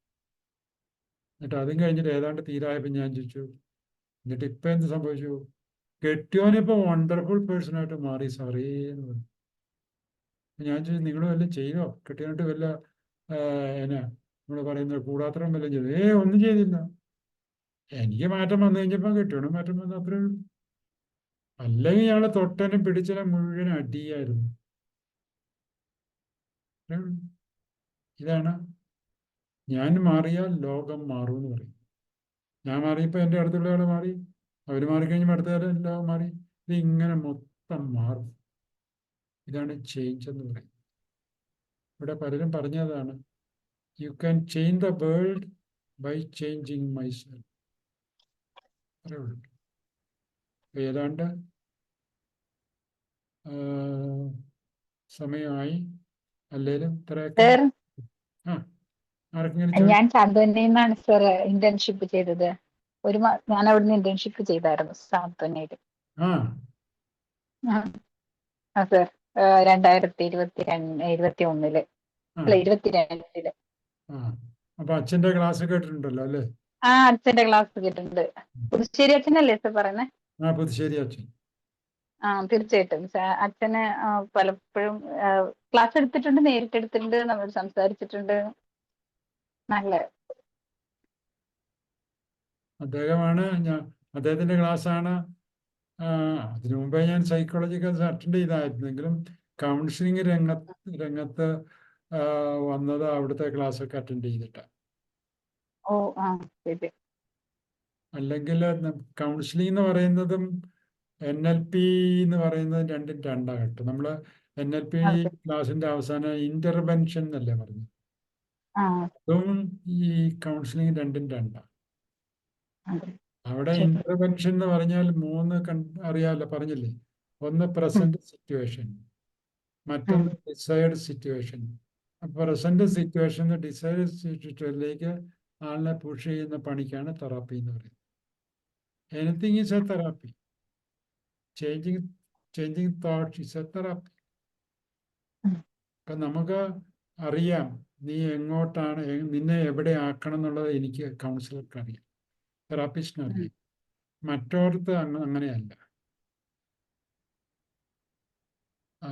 ഇവിടുത്തെ എന്നാന്ന് വെച്ചാൽ ആദ്യത്തേത് 2 പൊസിഷൻ, ഒന്ന് അൺഹാപ്പി സിറ്റുവേഷൻ, എല്ലാം സെയിമാണ്. പ്രസന്റ് പൊസിഷൻ അൺഹാപ്പി സിറ്റുവേഷനാണ്, ഡിസൈർഡ് സിറ്റുവേഷൻ ഹാപ്പി സിറ്റുവേഷൻ. ഈ അൺഹാപ്പി സിറ്റുവേഷൻ അങ്ങോട്ട് ഹാപ്പി സിറ്റുവേഷനിലേക്ക് നിങ്ങളെ ആക്കുന്ന ആ പ്രൊസീഡിയറിനാണ് ഇന്റർവെൻഷൻ എന്ന് പറയുന്നത്. അതിനാണ് തെറാപ്പി എന്ന് പറയുന്നത്. മറ്റേതടുത്ത് ഒത്തിരി പ്രൊസീഡിങ്സ് ഉണ്ട്. That may take even days and months and time. അതാണ് കൗൺസിലിംഗ്. ഇല്ലേ, REBC ഒക്കെ ചെയ്യുമ്പം ചിലർ 6 മാസമൊക്കെ പറഞ്ഞു കേട്ടു. നമുക്ക് ആ പ്രശ്നത്തിനെ കൈകാര്യം ചെയ്യാൻ വേണ്ടിയിട്ട് മാക്സിമം വേണ്ട 4-5 മിനിറ്റാണ് വേണ്ടത്. സെയിം തിങ് ഞാൻ ചെയ്തിട്ടുണ്ട്, അവിടെ വെച്ചും ചെയ്തിട്ടുണ്ട്, വേറെ പല സ്ഥലങ്ങളിൽ വെച്ചിട്ടുണ്ട്.